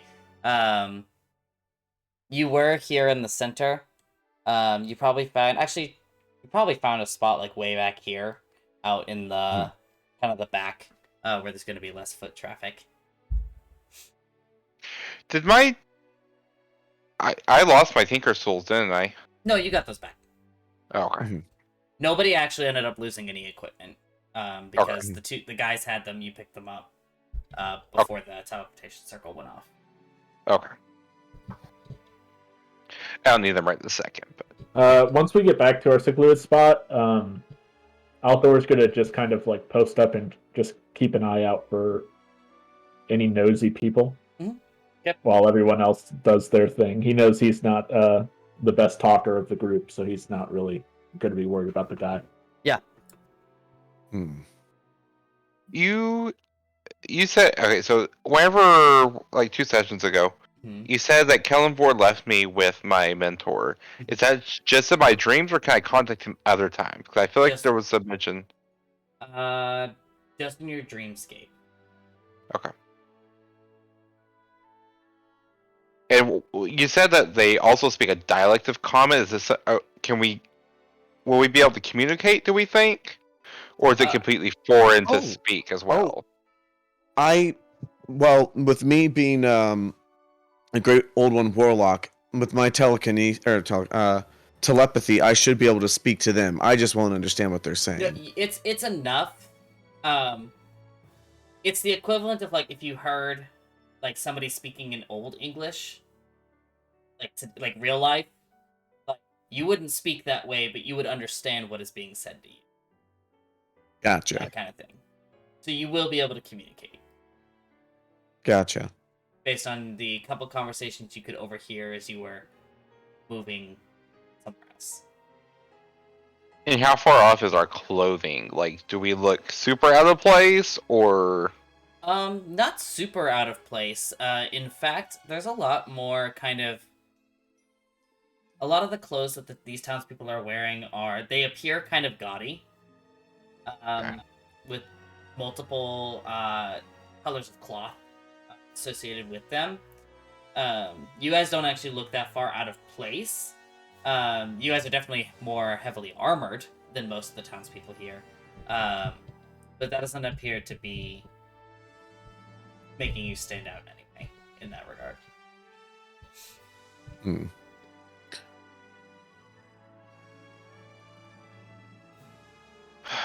Has anyone taken notice of us? Any nosy folks? Not at the moment. No. It Okay. seems that you are totally secluded here for the time being.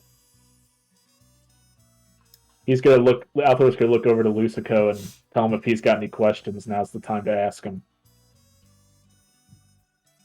Wait, for me to the guy that we have bound up? Yeah. I mean, because Althor thinks Lucico's pretty fucking scary, so... And also, Lucico's eyes are still going to be in that scary form that they normally take. So he's going to look back to the guy that's probably not already feeling all that well. Mm-hmm.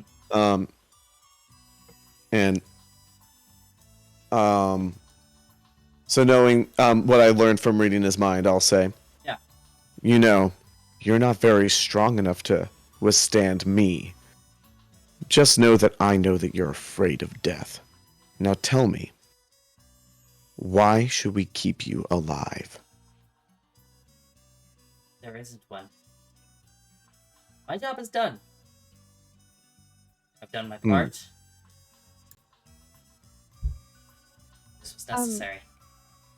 Insight check. If you guys need it, I have Zone of Truth. I forgot that I had it. You were prepared today? I did. Because I didn't Okay. prepare anything from the last time. Well, if you want, you could do that. Brayden, if you would like, you can still roll an insight check on this. Because the cast would happen after. 7. You get the suspicion that he is telling the truth.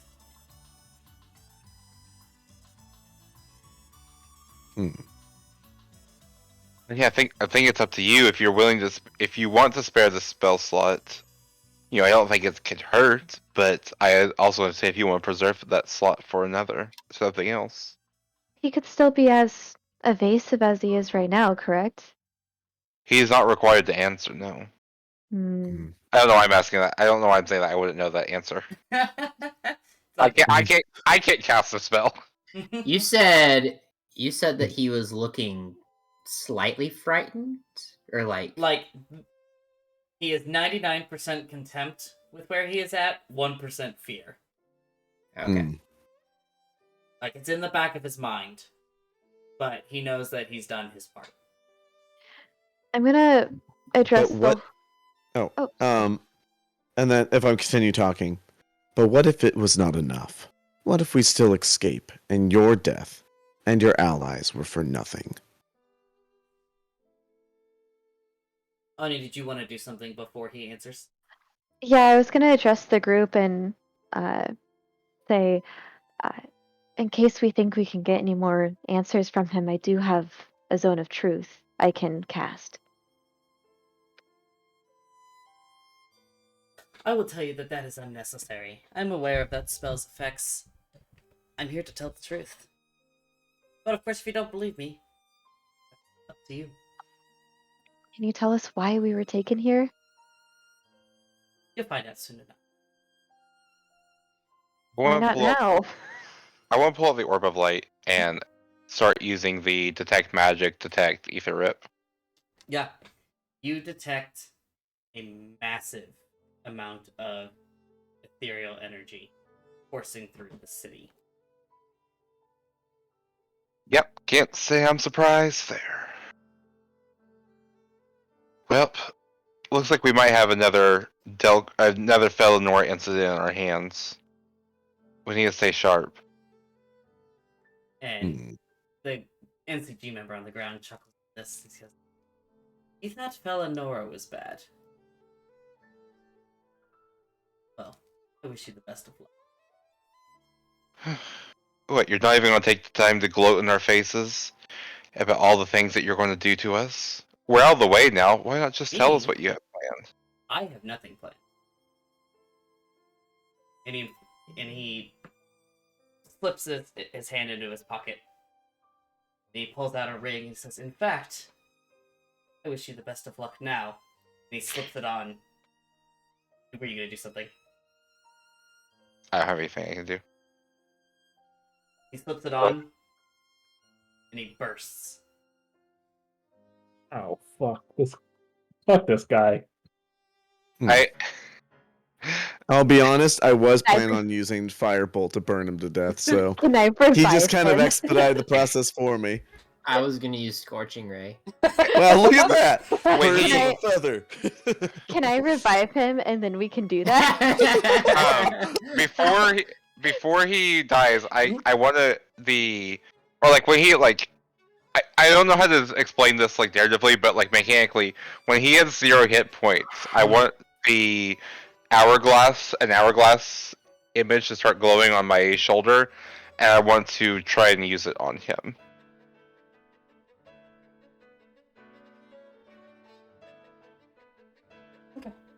Yeah, so you Ever. charge this, and you see Callum put his hand forward, and the flames stop. I'm going to kneel down and get real close to him. Oh, friend, there are so many things worse than death. And you see him, he's like, his skin is charred in places. He goes, "Wait, why didn't that work? Why didn't that work?" Here's the thing about big groups like this. You may care about the cause, but the cause does not always care about you. Well, it doesn't matter. I don't know anything. That No. much is apparent. I broke into your mind, and you obviously know nothing. I'm gonna take the ring off his finger if Okay. it's still there. Yeah, it is. And I'm gonna just pocket that for now. Okay. Do you really want to die? Give me 1 second.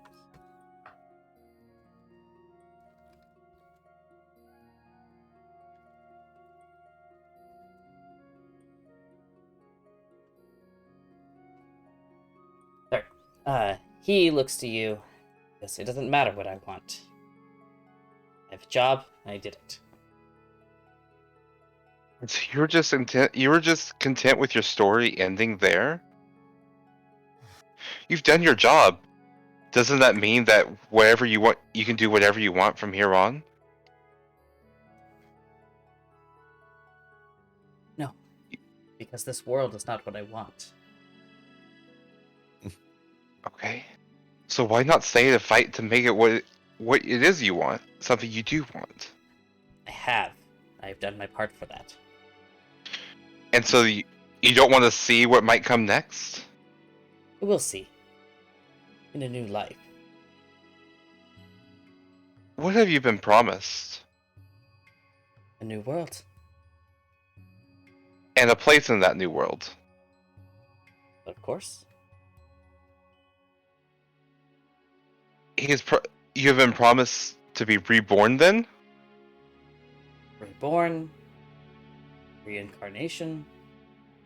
My essence in a new world. And what reassurances do you have? How do you know that they have not lied? That you're not just another peon to be used and tossed away when they have no further use for you?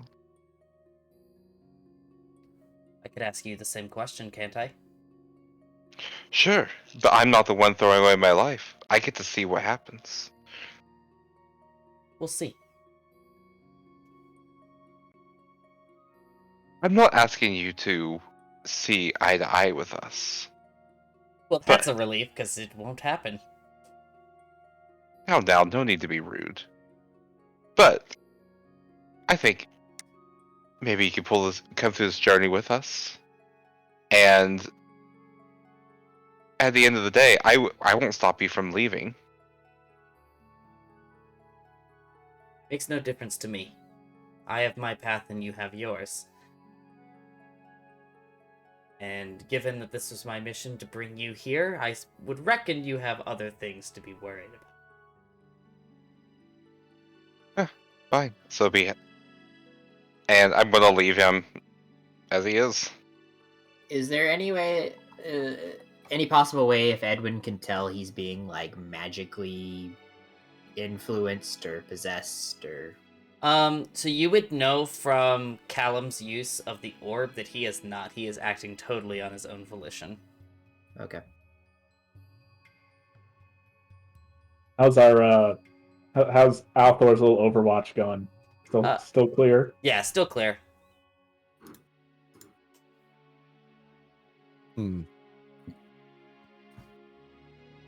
Lusco's eyes are going to change back to normal, and he's just going to walk away from him, where he just has lost interest in him because he sees that there's nothing more to be gained from him.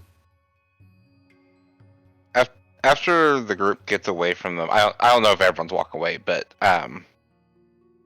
you know, I think Callum kind of turns and says, "Well, I'm not sure what everyone's thoughts were on where we need to go from here, but I don't know if there's much we can do in terms of swaying them. We must stop the spread of chaos, but I think that this puts any ideas of conversion out of my mind. We can't promise that what a god can. And even if he has no intent of following through, what do our words mean in comparison to his?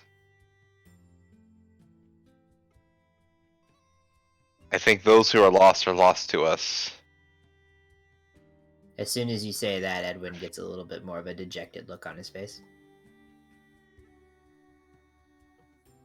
I didn't mean to be insensitive. Though I do think that those who are higher up might not be in quite the same situation. My main point is that these grunts, the ones that are doing this work, they're being told that they can throw their lives away and they'll just be reborn. I don't believe for a second that that's going to happen. And I think that those who are more of use would not have been lied to in such a way.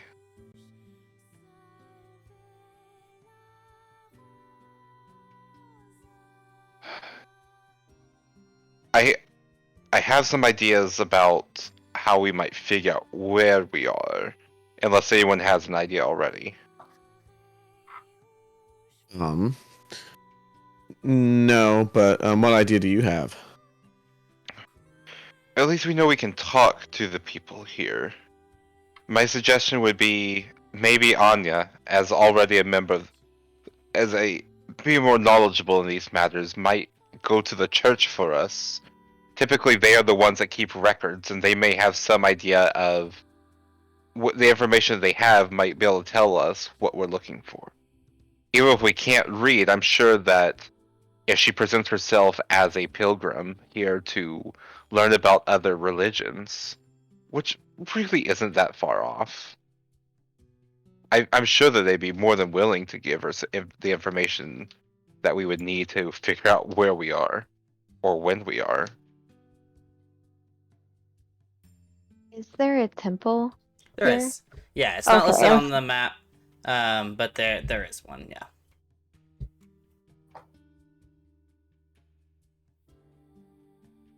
Do we all want to go, or do some people want to split off and maybe attempt information? I think it's best we stick together right now until we have a better idea of where we are. Because I don't trust anything that we see in this place. And I'd rather our strength not be depleted by being in two separate groups. I 100% agree. All right. Right? We're I'll say walking with the into a rest of the church. We party. might not want to let Lucico walk in the front of the group. We can all go to the church, and maybe just Anya goes in. Hmm. So I'll say the church is this red building down here, close to the gate, to the south gate, and kind of near the marketplace. And you guys kind of stroll through, and Anya, as you enter this church, it's very different than some of the other ones you've kind of seen. Most of what you've seen have either been dedicated to one deity. There's been the couple that have been kind of like a catch-all almost. This one doesn't have any depiction of any specific deities.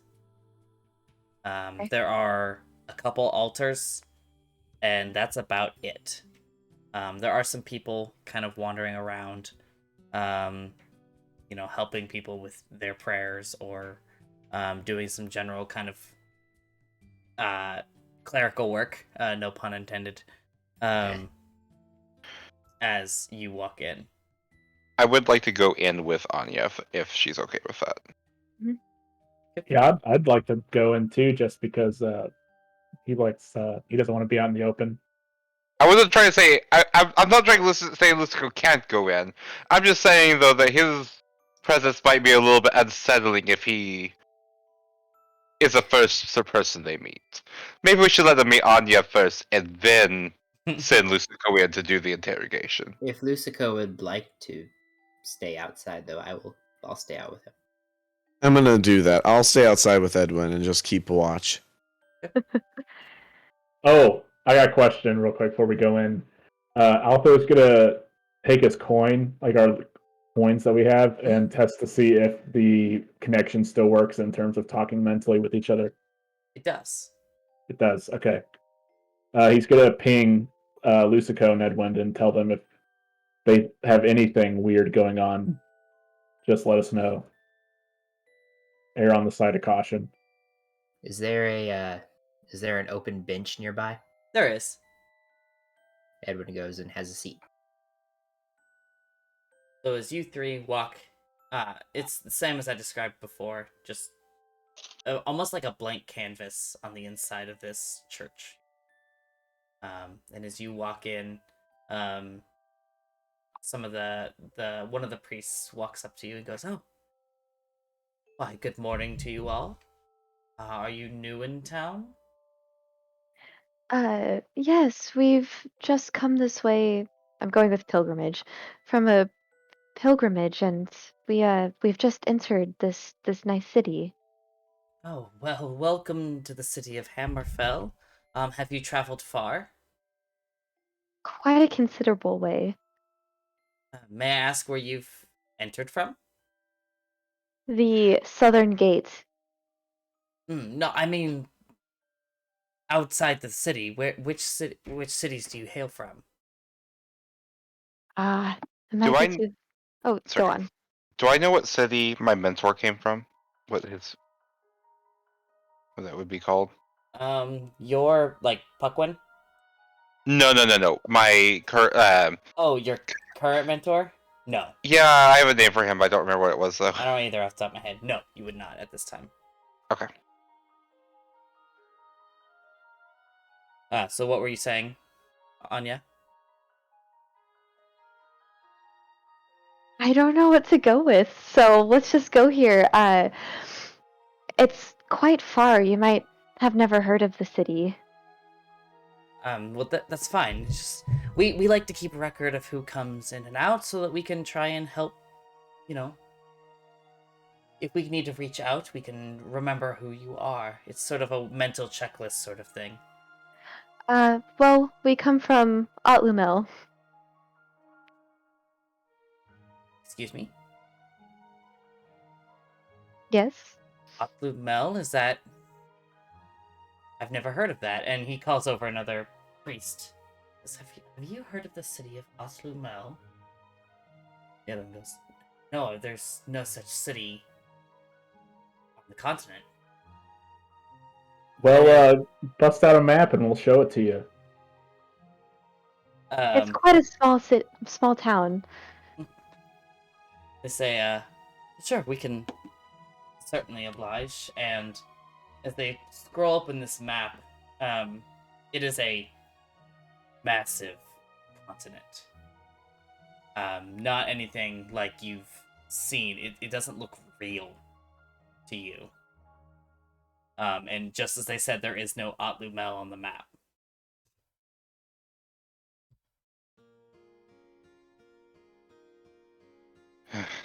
What is on the map?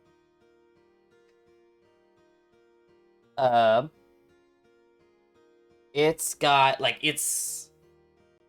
it looks like a world map, with these divisions of many kingdoms, that are scattered around.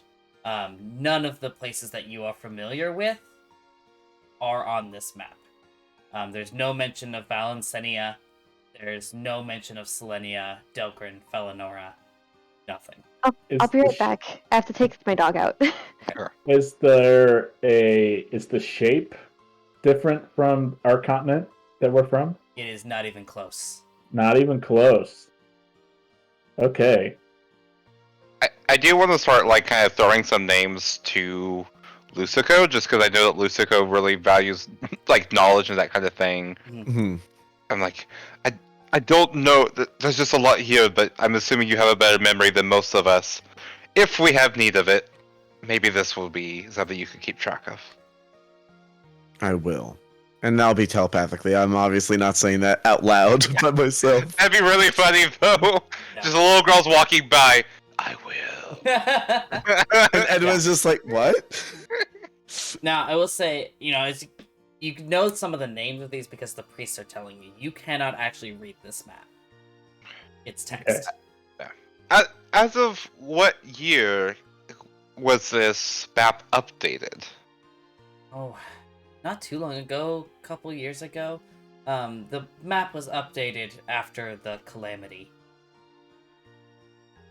Yes.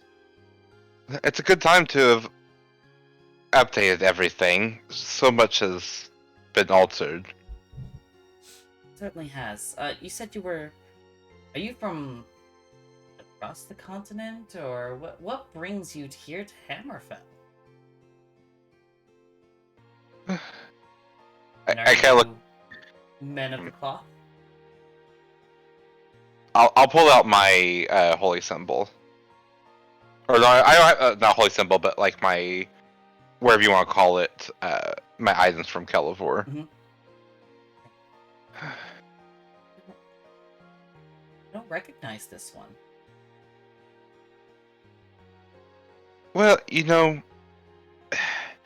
we're still a little bit lost ourselves. You see, we were the victims of a magical incident, and we're not completely sure where we are ourselves. And so some of the... Obviously, we think it's not like we've changed to another world or anything, but... Because we can communicate... Preposterous. Completely preposterous. But it is a world of magic. So that's what we're trying to figure out. Just trying to make sure that, we can get back home. Lucico, Edwin, I need you guys to roll me a perception check. And Perception. everyone died. The shark is really a mimic. 17. Just 9. Edwin, as you are sitting and waiting very patiently, you notice... where is it? Right here. You notice, right about there, there is a column of smoke. An unnatural column of smoke in this direction of town. I'm gonna telepathically talk to everybody. We might have some trouble out here. Some smoke rising up from one of the buildings. Then I'm gonna kind of look at Lucico, but like telepathically say this: should we go check it out? Also telepathically, I'll respond back. It would be unwise to leave the rest of the party behind. And I'll telepathically message to the party. Whatever it is you're doing in there, we should likely investigate together whatever weird occurrence is happening in the middle of town.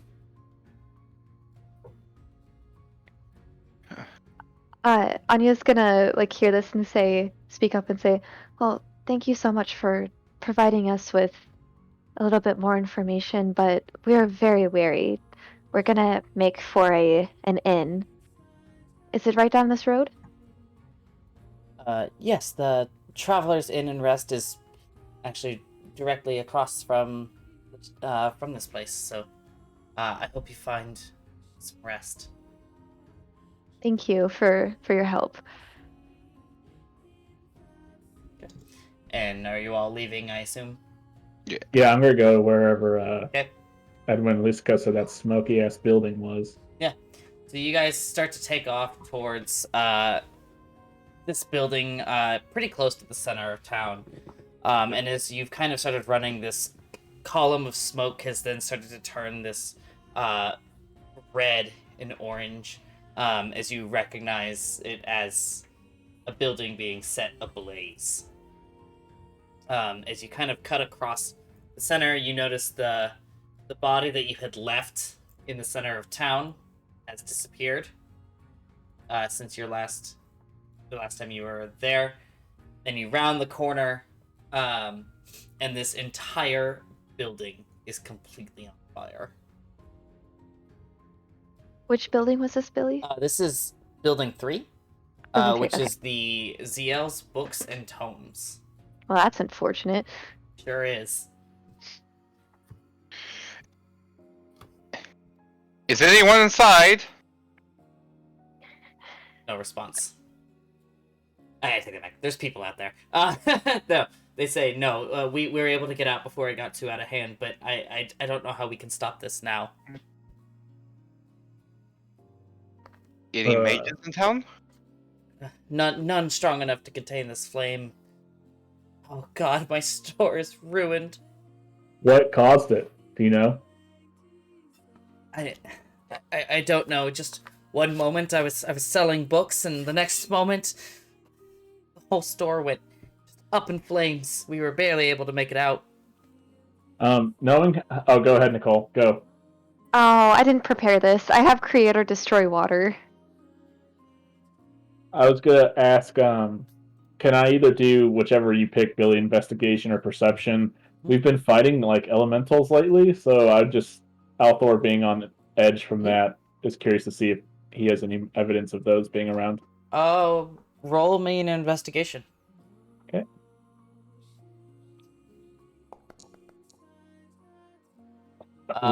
You are unable at this time to tell what has caused this.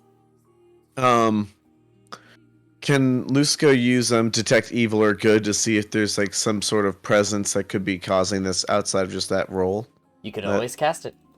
Okay.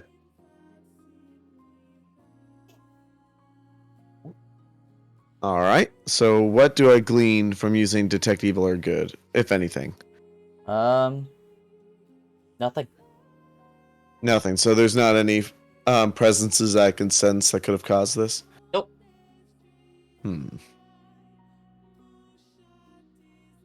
And all you can really do at this time is flames go.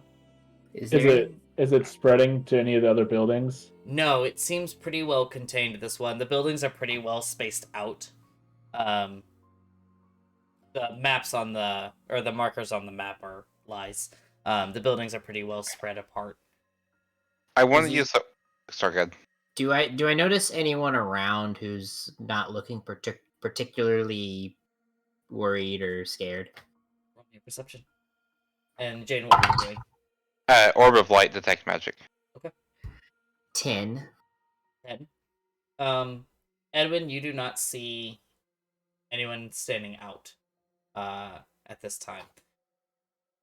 Jane, with your orb of light, really, you're just getting way too much interference in this town. It's almost as if the entire town is coated in some sort of ethereal energy. Whatever's going on here, it's almost making me. It's almost sickening. Trying to tune into the etheric atmosphere. I don't know why he has an accent tonight, but anyways. Douglas. At this Is time, the building able to, like, I don't know, this is just to get an idea how bad the fire is. Like, is it able to be entered at all? Like, or is the building just like completely it's screwed? completely screwed. I mean, Okay. you could attempt.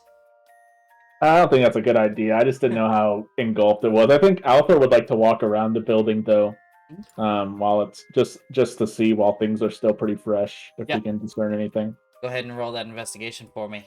Okay. Come on, Althor.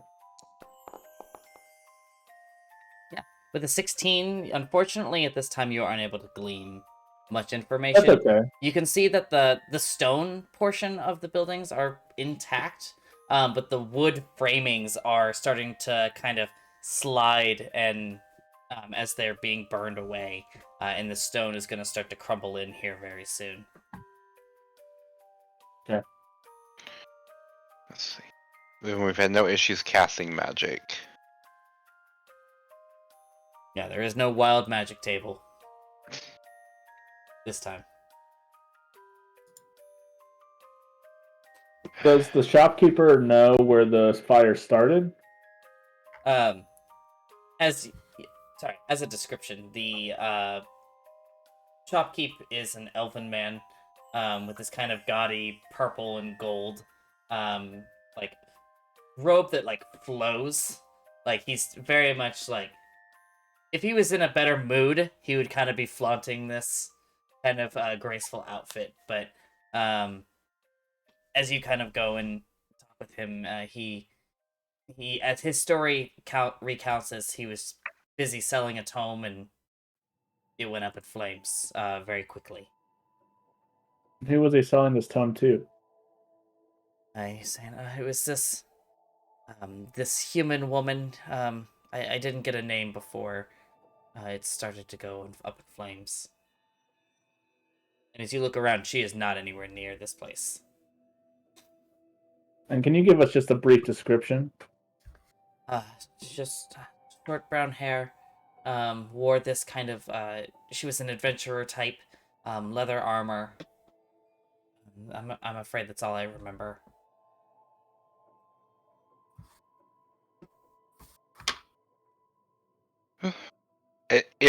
Telepathically through the coins, should we look for her? I can't think of much else for us to do right now. It's the only lead we got. I want to start asking around if people have seen her. Okay. Roll me. I'll let it be your choice of investigation or... Hold on. Investigation. You know what? That works for me. That's great. I was gonna say diplomacy, and that's not... That's persuasion. Okay, but yeah, that works for me. You see that a couple people have seen her, but they haven't seen her since the fire started. But in that description, they say that she is staying at the Traveler's Rest Inn. No direction of travel. I will say at this time, enough time has passed. We're kind of looking at like noon-ish. Just to kind of keep you guys in clock mode. So I think it's maybe time for lunch and to make sure that we have rooms for the night. Yeah, sounds good to me, Callum. Could use with a rest. You know, if Okay. someone else has something else they want to do, I mean, the day's kind of open. I don't really, not like we have any pressing matters in this foreign land. Is anyone in town like responding to the fire, like a town Oh guard? yeah, or there's a ton anything? of townspeople that are like walking by. There's a couple that have stopped to check in on ZL, and then again, as you guys are kind of sitting there, you can see the foundations start to cave in. As the store is up in flames, you're hearing whispers of, strange happenings, just in general. How could this store go up in flames, etc. It's not like it's barren. It's actually a pretty good sized village. But a lot of people are just kind of, they recognize that they can't do anything to save the store at this time. They just kind of have to let it run its course.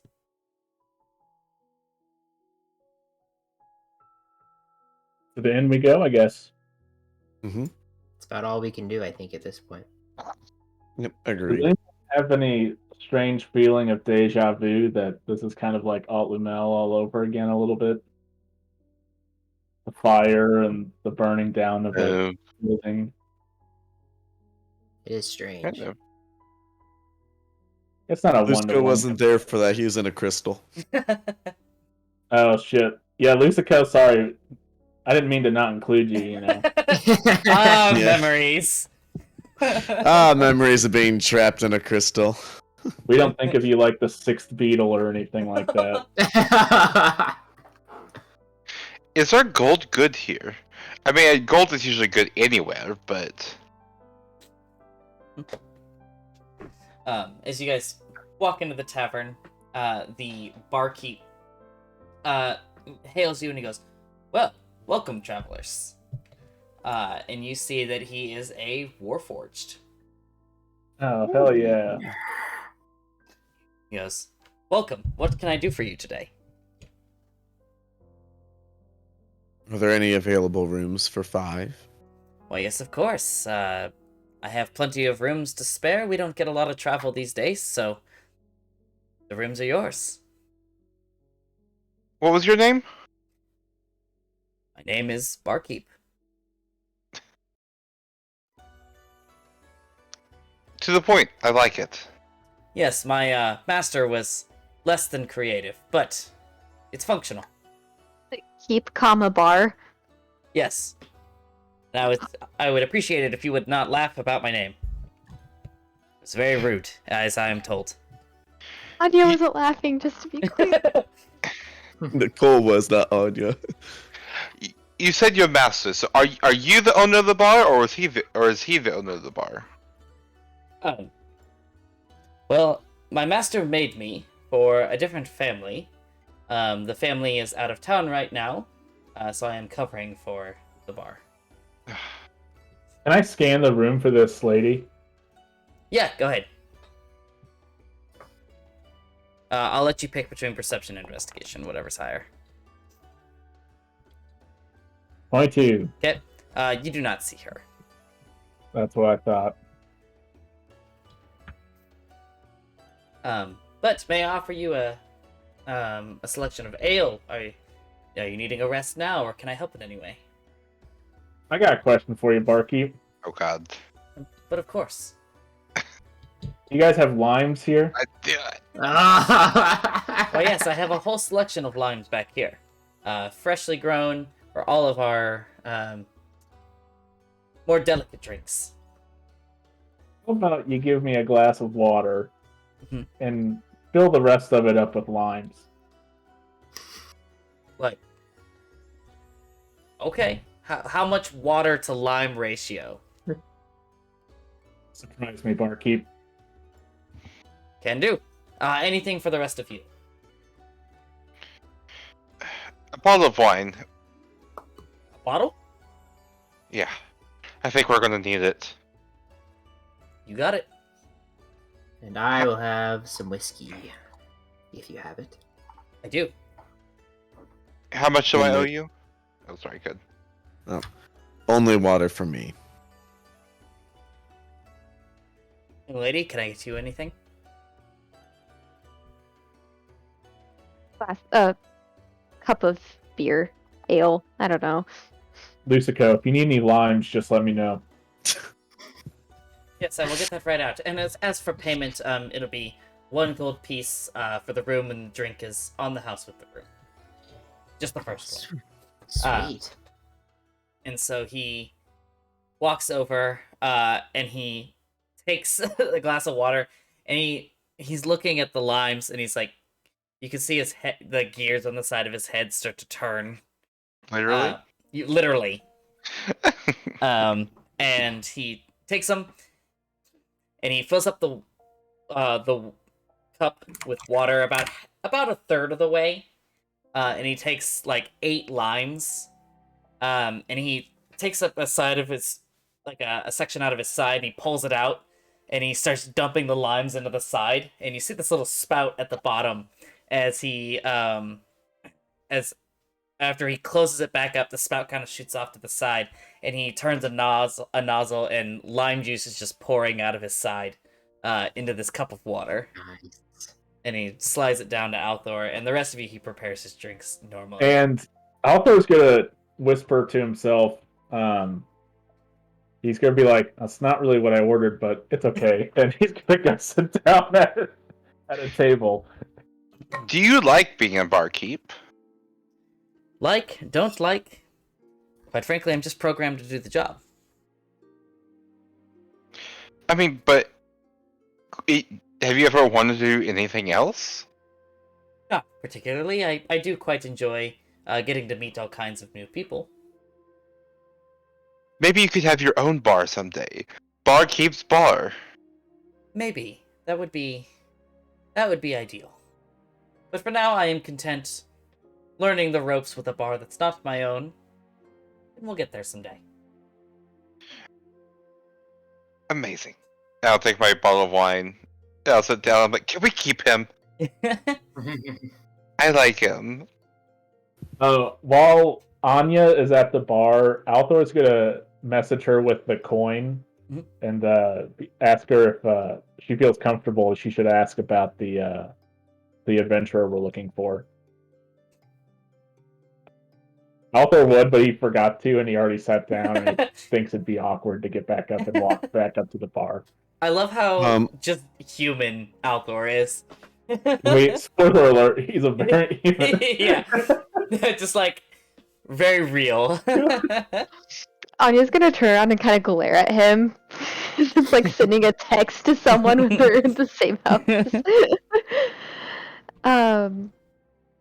As I'm taking the beer from Barkeep, I'm gonna ask if he's seen. It's a lady, right? That we're looking for. Yeah. If he's seen someone who looks like her. I know she was staying here. Well, I can't tell you what room she's staying in. That would be breaking some sort of barkeep code. But she is staying here. I have not seen her much today. She came down at the morning, said she has some errands, and then I haven't seen her since. I'm sure she'll be back this evening. Ah, great. I was hoping we could catch up with her. Thank you. Oh, are you friends of hers? We're acquaintances, but I found out that we were both in town, so I thought I would say hi. Roll me a deception. Oh, Do God. it. Oh no. Yes. I forgot I wasn't a rogue. Me, anytime I don't play a rogue. Oh. He goes, "You're a terrible liar, but I know you adventuring types. I'm sure she'll be here this evening." You're a good man, Barkeep. Why, thank you. Let me know if you require anything else. Can I flip him another gold for that? Sure. Yeah, Anya's just fucking rolling in the dough while Althor's a poor bitch over here with nothing.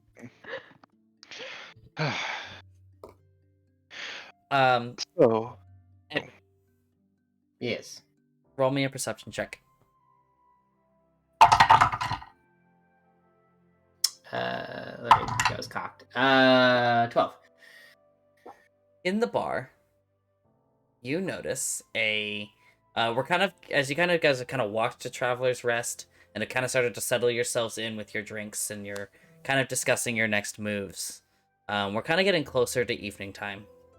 And you notice a man at one of the booths at the edge of the bar. And every so often he catches a glance at you guys. And you can't place your finger on it, but something seems very familiar about him. Is he playing cards, perhaps? Oh no. He is not. Oh, Billy. I'm going to telepathically tell everybody that guy keeps looking at us.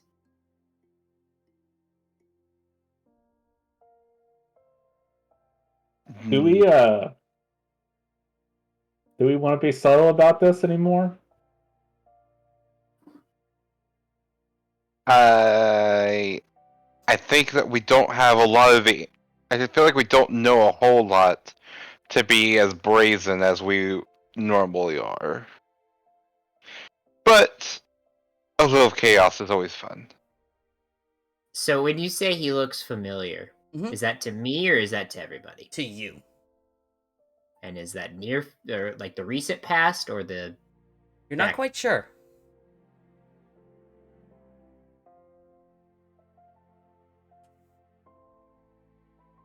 Can I call barkeep over?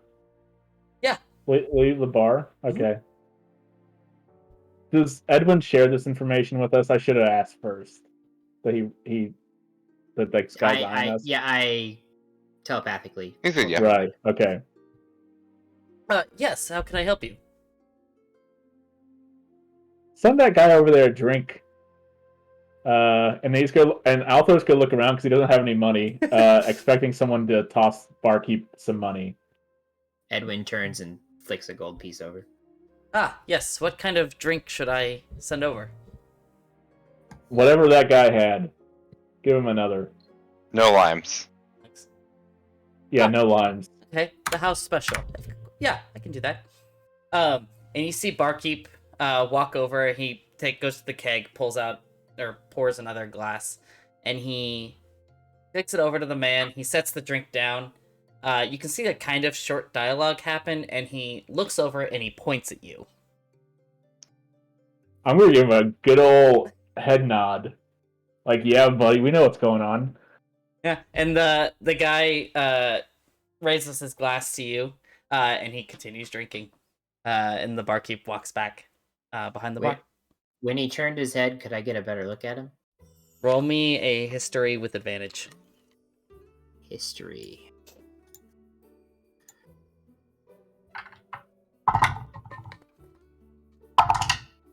$19. You recognize him Oh no. as someone from the university. Oh, great. I telepathically, I'll be like, I went to school with that guy. He's not from here. Not You would- only did you go to school with him, Oh no. it's your mentor. It's Ranvid. A different looking persona of himself, but it's, as you dig closer, it's unmistakably Ranvid. Retract the previous statement. Edwin's just gonna be shocked and just be looking at him. So Well, what is it? He telepathically he looks like he looks exactly like my old master.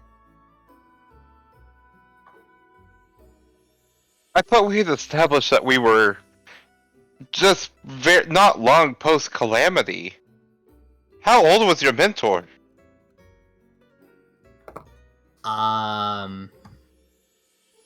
He's I pretty damn understand. old. Yeah, he's pretty old, but I don't know if I ever established like how old he was. The calamity was like thousands of years ago, yeah, or hundreds or something like that. 100. Exactly 100. And we are, like, Oh, okay. I thought this was way further back. Okay. Well, from what you are used to, is 100 years after that calamity. and I know Right. we had they had a conversation earlier in the church that mentioned the calamity. Did Mhm. I We can't did. remember? Did they mention? They They it? just said said like a a few few years. years ago. Oh.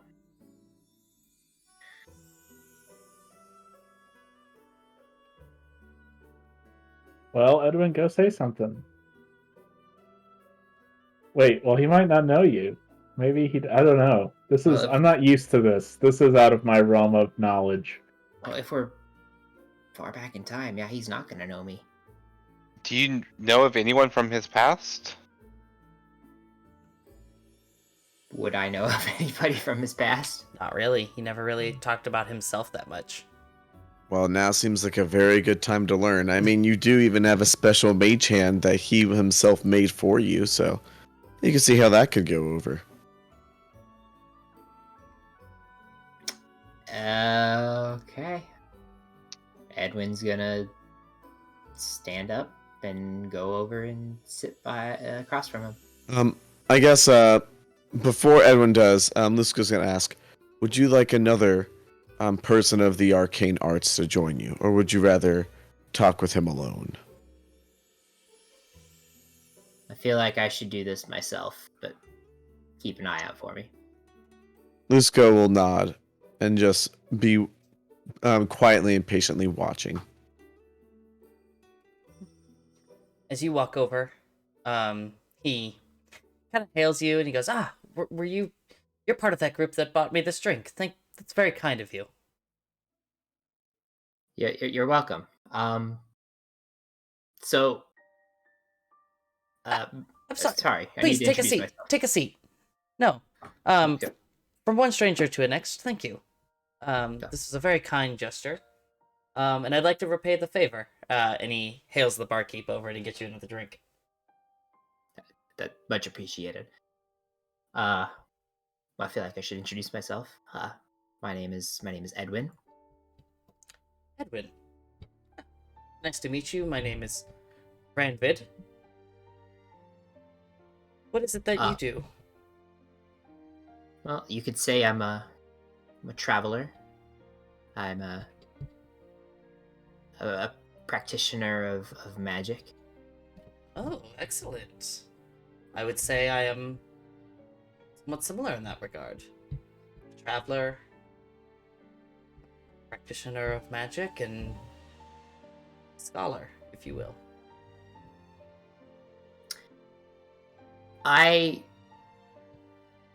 This is gonna be really weird. Okay.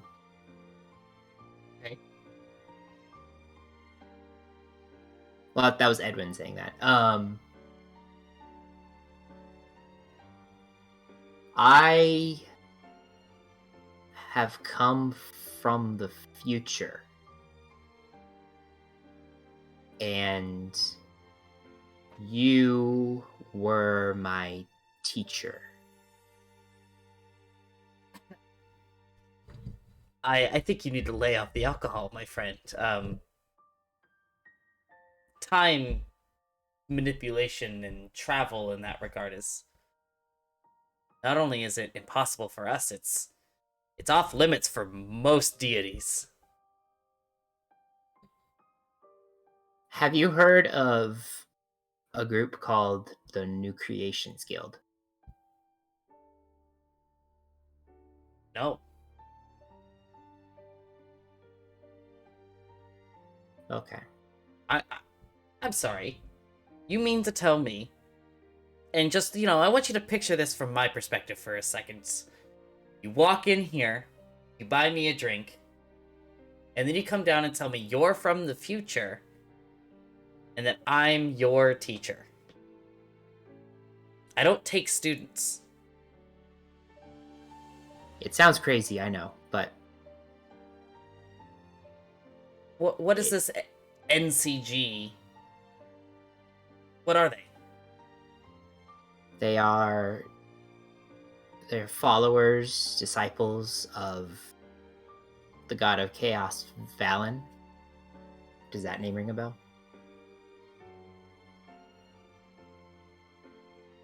What do you know about Valen? I know that he's the master of chaos. I know that he wants to ruin everything. And I know that we're trying to stop him. I don't know where you've heard anything of this sort. I've never heard of a god of chaos kind of portfolio would that even be?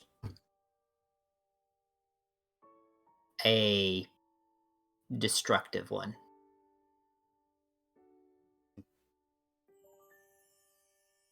I'm sorry. But what you're telling me is completely idiotic. I mean, you realize this, right?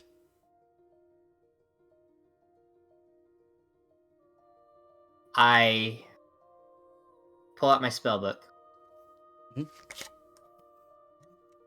And I'm going to flip to the page that has Ranvid's magic arm spell on it. I'm going to slide. I'm going to slide it over to him. And I'm going to ask him, does that look like your handwriting?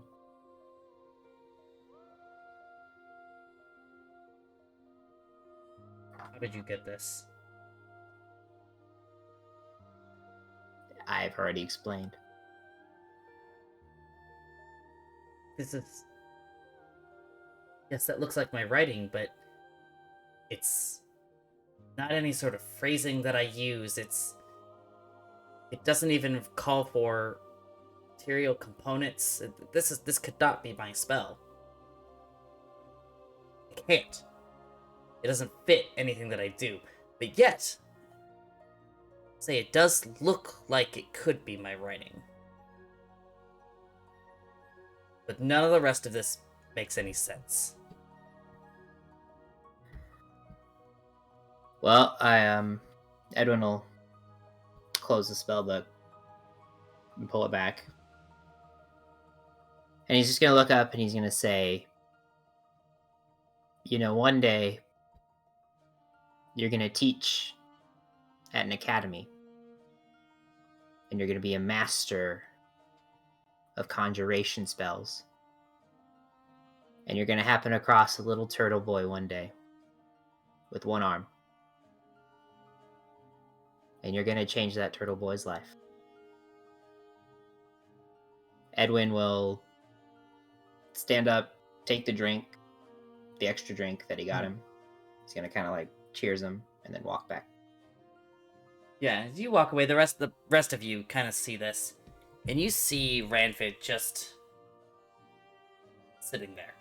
Not drinking. Not really moving much at all. But just simply sitting. As Edwin rejoins the group. You say he's sitting at a corner table? Yeah. Oh.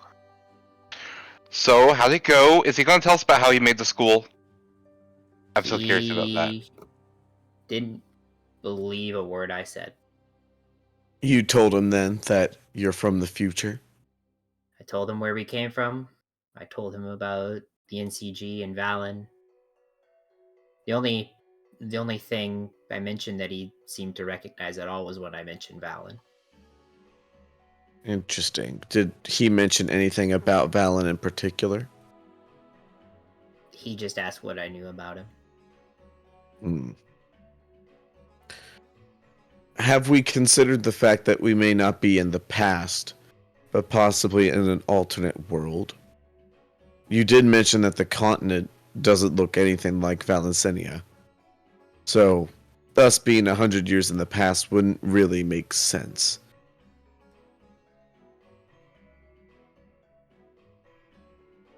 I suppose I that's don't know what to possibility. believe, Lucico. This has really thrown me for a loop. As you guys are kind of starting to discuss and kind of unravel some of this discussion, there are a lot of patrons have started to kind of file into Traveler's Rest, and you see Barkeep. He doesn't have, like, a mouth that smiles, but you can tell he's in really high spirits tonight. As all of these patrons have started to kind of wander in. We're kind of getting close to evening time. And you hear lots of kind of snippets of conversations, stuff about the fire. You hear a couple guards talk about how just moments ago they have found out that they're in very hushed tones talking about a fight that broke out in the marketplace today.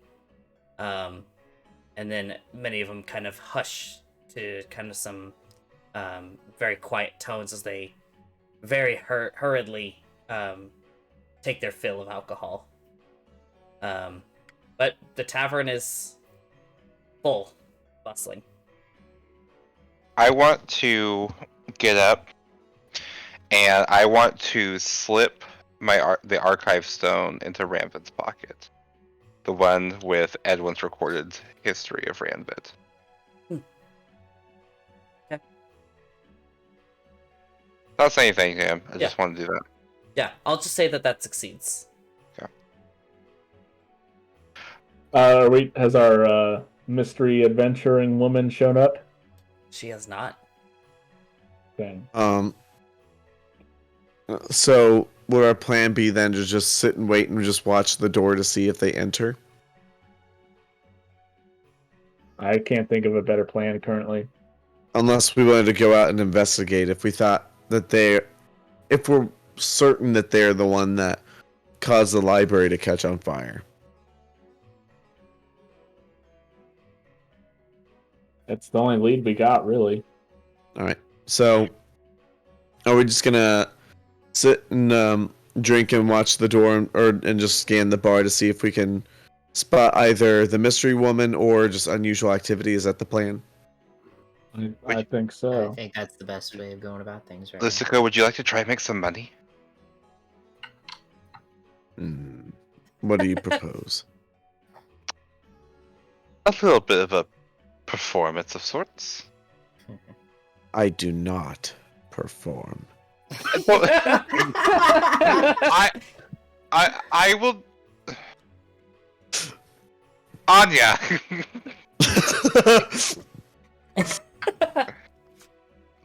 Yes. actually, no. Listen. You don't have to. I'm not trying to perform like you don't have to sing. I just need you to. I just need your assistance in selling a lie. That's all I do. Selling A a lie. what? A lie. I will be the one making a fool of myself. What's your proposition? So telepathically, I'm going to start telling Lucico the details of a con. I have the name of it written down somewhere. Hold on. So the essential idea of how this works is that as I use my we bump into someone, and I pretend to, and we spill like drink on them, and at that point we pass the code off. Let me help you get out of that. Let me help you get out of that. And as we're trying to wipe it off and all this stuff, we just casually slip the items out of their pockets while you're holding onto the code. And then we give it back to them.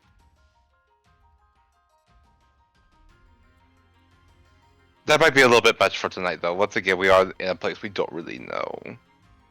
I think doing something as risky as that would draw too much attention, especially considering there are guards here in this very bar. And we'll just drink and sulk.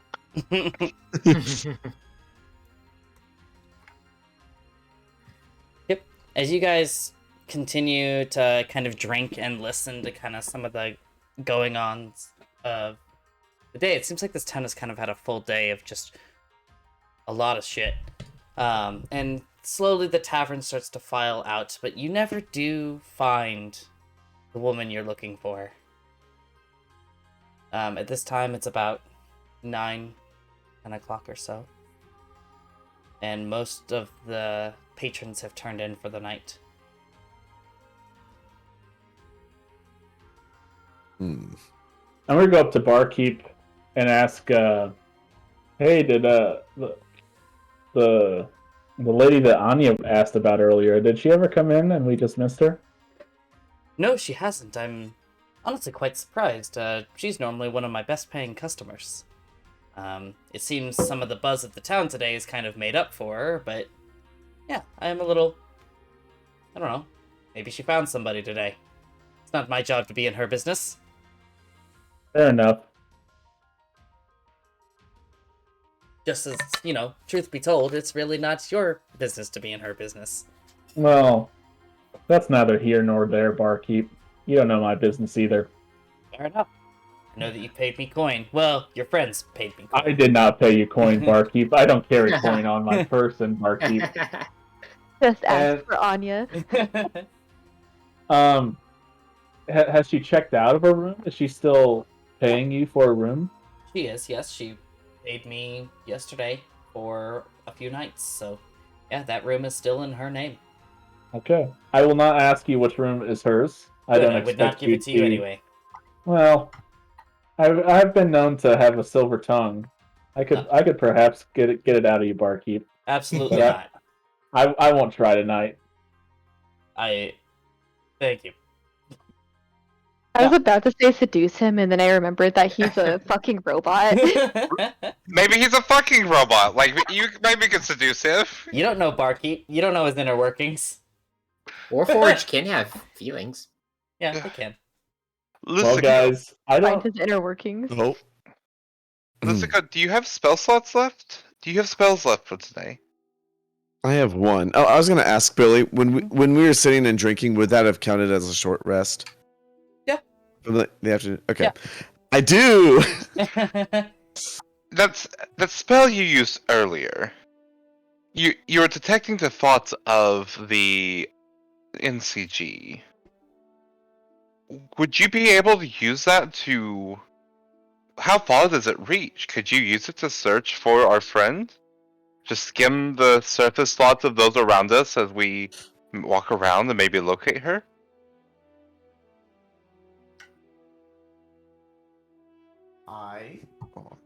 Now I need to read through what detect thoughts really does. I thought you had to be close for it. Hold on, Yeah, look. I'm pretty sure it's got a range. What level spell is that? Second. It says self creature. So But hold on. But It's you're the one. So he's right. I could if I can redefine the surface thought. So if I walk through town and I cast that on myself, well, if I casted it, then I could do that. you'd have to walk around and hope you find them. And it's with only 30 feet of you. Yeah. But if you cast it in the bar, then that's 1 minute enough time to figure out if she's anywhere, like if she's snuck back Yeah, into her that's true. room. I'm just saying it's an option if before we go to bed, if we just wanted to double check that she isn't here. I don't think that it's going to be enough for us to check the whole town, but we can at least check the tavern. I don't think that's a bad idea at all, Callum. We can check, and if not, I guess we can just lick our wounds and rest tonight, and tomorrow's a new day, and go from there. So, Lucico, if you want to do that, you can go ahead and cast it. If you'd like. And then, would we just only focus on the bar specifically to see if she's there? I don't know how long does it last? Do you have time to check anything else? 1 minute.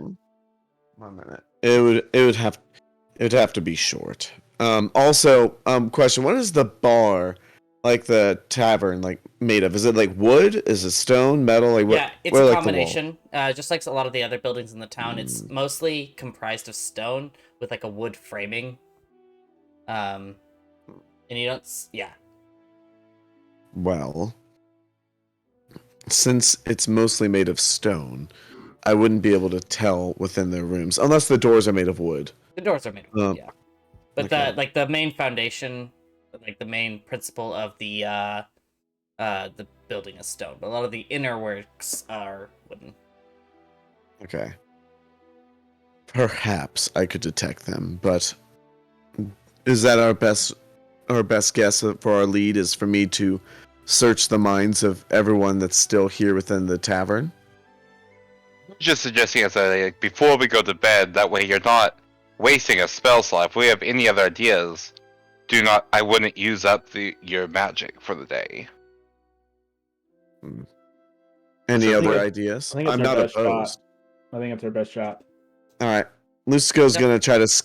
Hold on. I'm gonna cast detect thoughts, and I'm gonna. roll me a. Hold up. Brain. Sleight of hand. Sleight of hand. Okay. Yep. Because this requires somatic components. Oh shit. Okay. Yeah, you're totally clear. Yeah, so you Okay. you prep this spell, and nobody seems to notice as you mutter the incantation to yourself and subtly do the components. And there's not a ton of people left in the bar. There's still a couple guards drinking away. There's a couple other random patrons drinking, and many of them have gone to bed. As you kind of scan different people with your detect thoughts, you hear, you detect one of the guards talking. You just get this like recap of a depiction of a dead body that guard had seen that day. Talking about how it was in one of the government buildings. But your thoughts can't quite reach down far enough to tell, unless you'd like to dig farther. If I do that, would he know that someone's digging into his mind? Yes, I believe so. Let me double check. Either way, the target knows you are probing into its mind. Yep. So they know someone is reading their mind, If but you they dig. wouldn't know who. If you dig. Not right. They don't know right now. If you choose to dig. Don't forget to check the rooms. Let's see if Yeah. it's open. I'm gonna, before I choose to dig, I am gonna walk around to see if I can get within range of the rooms to see if Yeah. I can detect from there. I'm gonna give you kind of a Yeah. scan of what you hear or what you detect, and if there's Mhm. anybody that you want to try and dig deeper and risk that whole thing, then that's on you. But I'll give you kind of that way we don't have to like roll checks on every single person. So you get a couple of the patrons that are talking about the fire, just kind of how horrible it is. There's some you detect somebody in a room that was involved in the marketplace brawl. They're recounting kind of the injuries that they have taken from that brawl.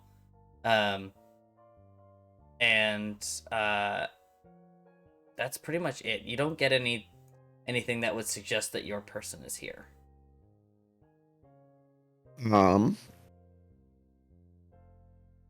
I'm gonna join back with the rest of the group, and while I'm at the table with my back to the guard, I am going to try to dig. And I will say, the target does know that it's you. Oh, it knows me specifically is doing it.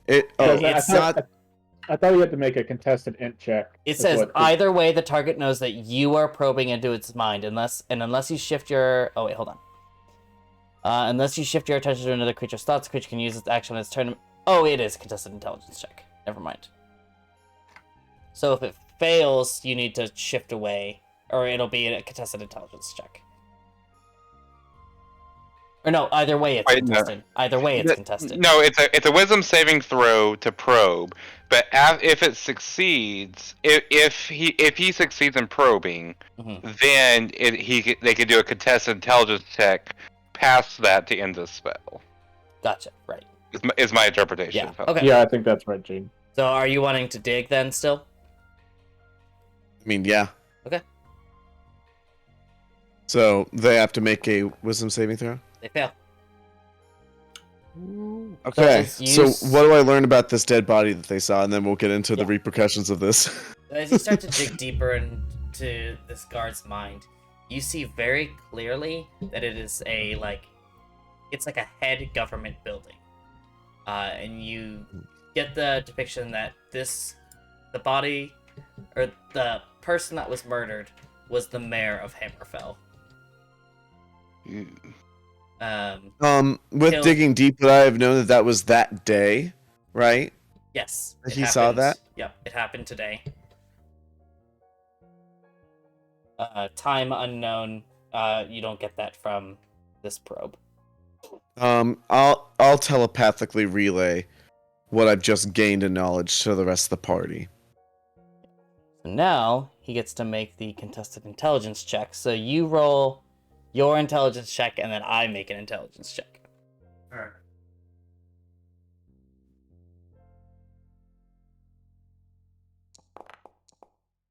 Okay. Oh no. Oh, shit. Oh no. He All turns right. around and he goes, "What are you doing in my head?" Oh no, Sorry. Is that right? Yeah. He knows it's you? Yeah, he knows it's Eric. Yeah. He turns around and says, "What are you doing in my head? You're under arrest." What are you doing in my head? What? Is he in your Yeah. head too? No, you're the one in my head. No, I'm not. Yes, I am. I can hear you speaking. I can hear what you're thinking right now. And then I say in my mind to Lusco, "What's he thinking right now?" Oh, wait, no, we don't know that anymore. I know. Roll me because you can communicate with the coin. Roll me a deception with advantage. Where's my deception? 16? The 16, he goes, no, I'm sorry. I don't mean to be in your head. Oh God. It's okay. If you get out of my head, and he'll get out of your head, and she'll get out of the dog's head, and we'll all be good. And maybe we should stop drinking for tonight. How about what I'll do? Also, I'll go over to that guard and say, "It seems that you're unwell," and I'll give him 2 gold and say, "Maybe you should have another drink to help mull this over." No, he just told me not to drink anymore. And his friend Well. goes, "No, yeah, we're done. Let's just have a long day." And they get up and leave. Very well, and I'll return back. As you guys kind of settle and start to get settled for the night, you guys feel the earth start to tremble. When will it end? As you guys look outside, the sky, which was night, starry sky, has turned blood red. Ah, damn it. Oh no. Okay. And you hear this horrifying screech. What do you do? Is Ranvid still in the room? No, he is left. Okay. Right. It's the screech seems to be coming from somewhere in town. Let's go look at the screech. I mean, All I right. guess we'll see what it is. Yep. Though I'll probably be in the back of all of these, and while we're about to leave, I'll turn to Callum and say, "Thank you for covering for me. I did not expect him to be able to actually detect my presence." To be fair, I mean, what you did was a lot less risky than what I was suggesting. And besides, it was way more helpful in the long run. All right. Well, it seems that we have some matters to investigate, and I guess we'll all go outside to figure out what the hell the screeching is. Yeah, as you guys rush out of the bar, just from different points in town, you see these massive tendrils start to rise out of the earth. As more spots in town, just a tendril rises. As you guys run out, there's about 10 or 12 tendrils just out of the ground, wreaking havoc, wiping the town. What do you do? This is about I know. Do we want to fight? Do we want to get the fuck out of here, or wherever here is? Are there townspeople around? There are, but they are running and screaming and trying to leave.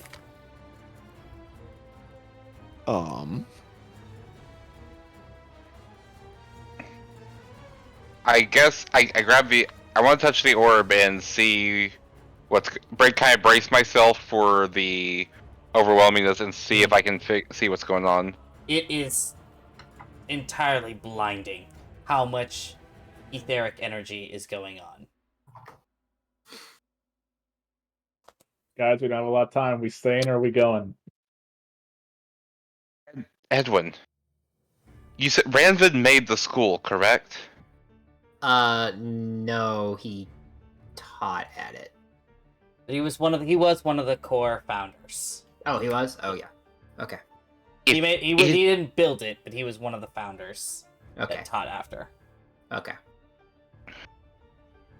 If anyone would know how to absorb all this etheric energy, it might be him.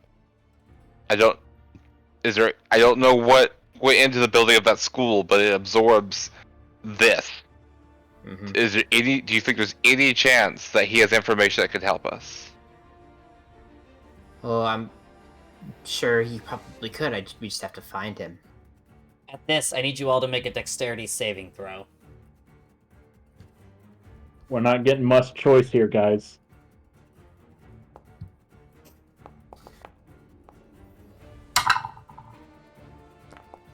That is a 1 for Edwin. He is a turtle after all.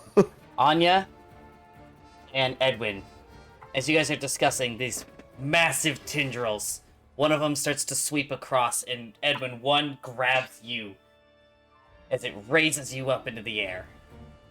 Anya, same with you. It sweeps across, you try to dodge out of the way, but one of the tendrils starts to wrap around you as it also lifts you up into the air. Like 30 feet into the sky. Shit. Okay. You're good. I'm gonna run as central to all these frickin' tentacles as I can. Mhm.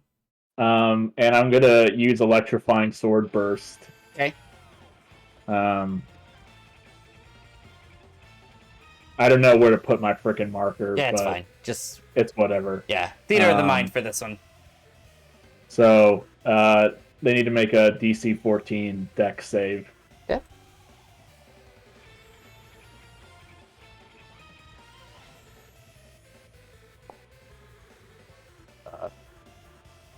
Okay. Broke So my they're gig. gonna take 3. Or how many do you need to roll, Billy? Oh yeah, I can roll more.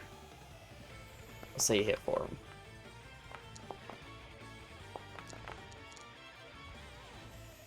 Right. So one of them succeeds. Okay. So the failed are gonna take. They're each gonna take 7 damage and can't take reactions, and then the successful one takes half and can still take reactions. Okay. So.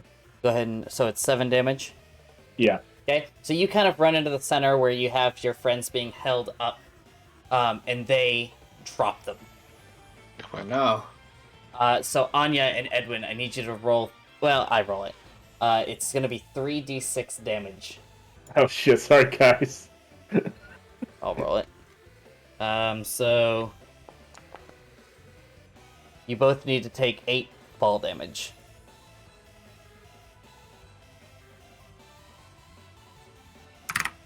Do you guys still have a map of Hammerfell?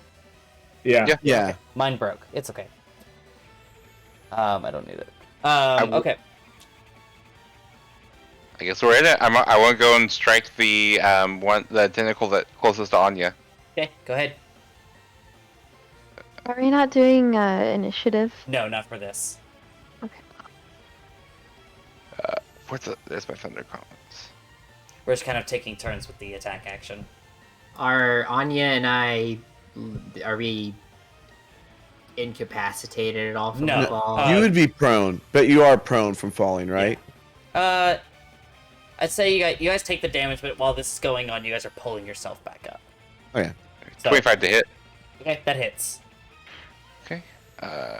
And that's going to be 6 points of cold damage. Okay. As I strike out, and instead of the normal energy pulse, just freezing ice starts crackling out from my fist on the tentacle. Yeah, as you make contact with this tentacle, it rears back and it shakes off the frost. This huge section of frost starts to erupt from where you made impact, and it shakes it off, and it's gonna react and try and take a swipe at you. Okay.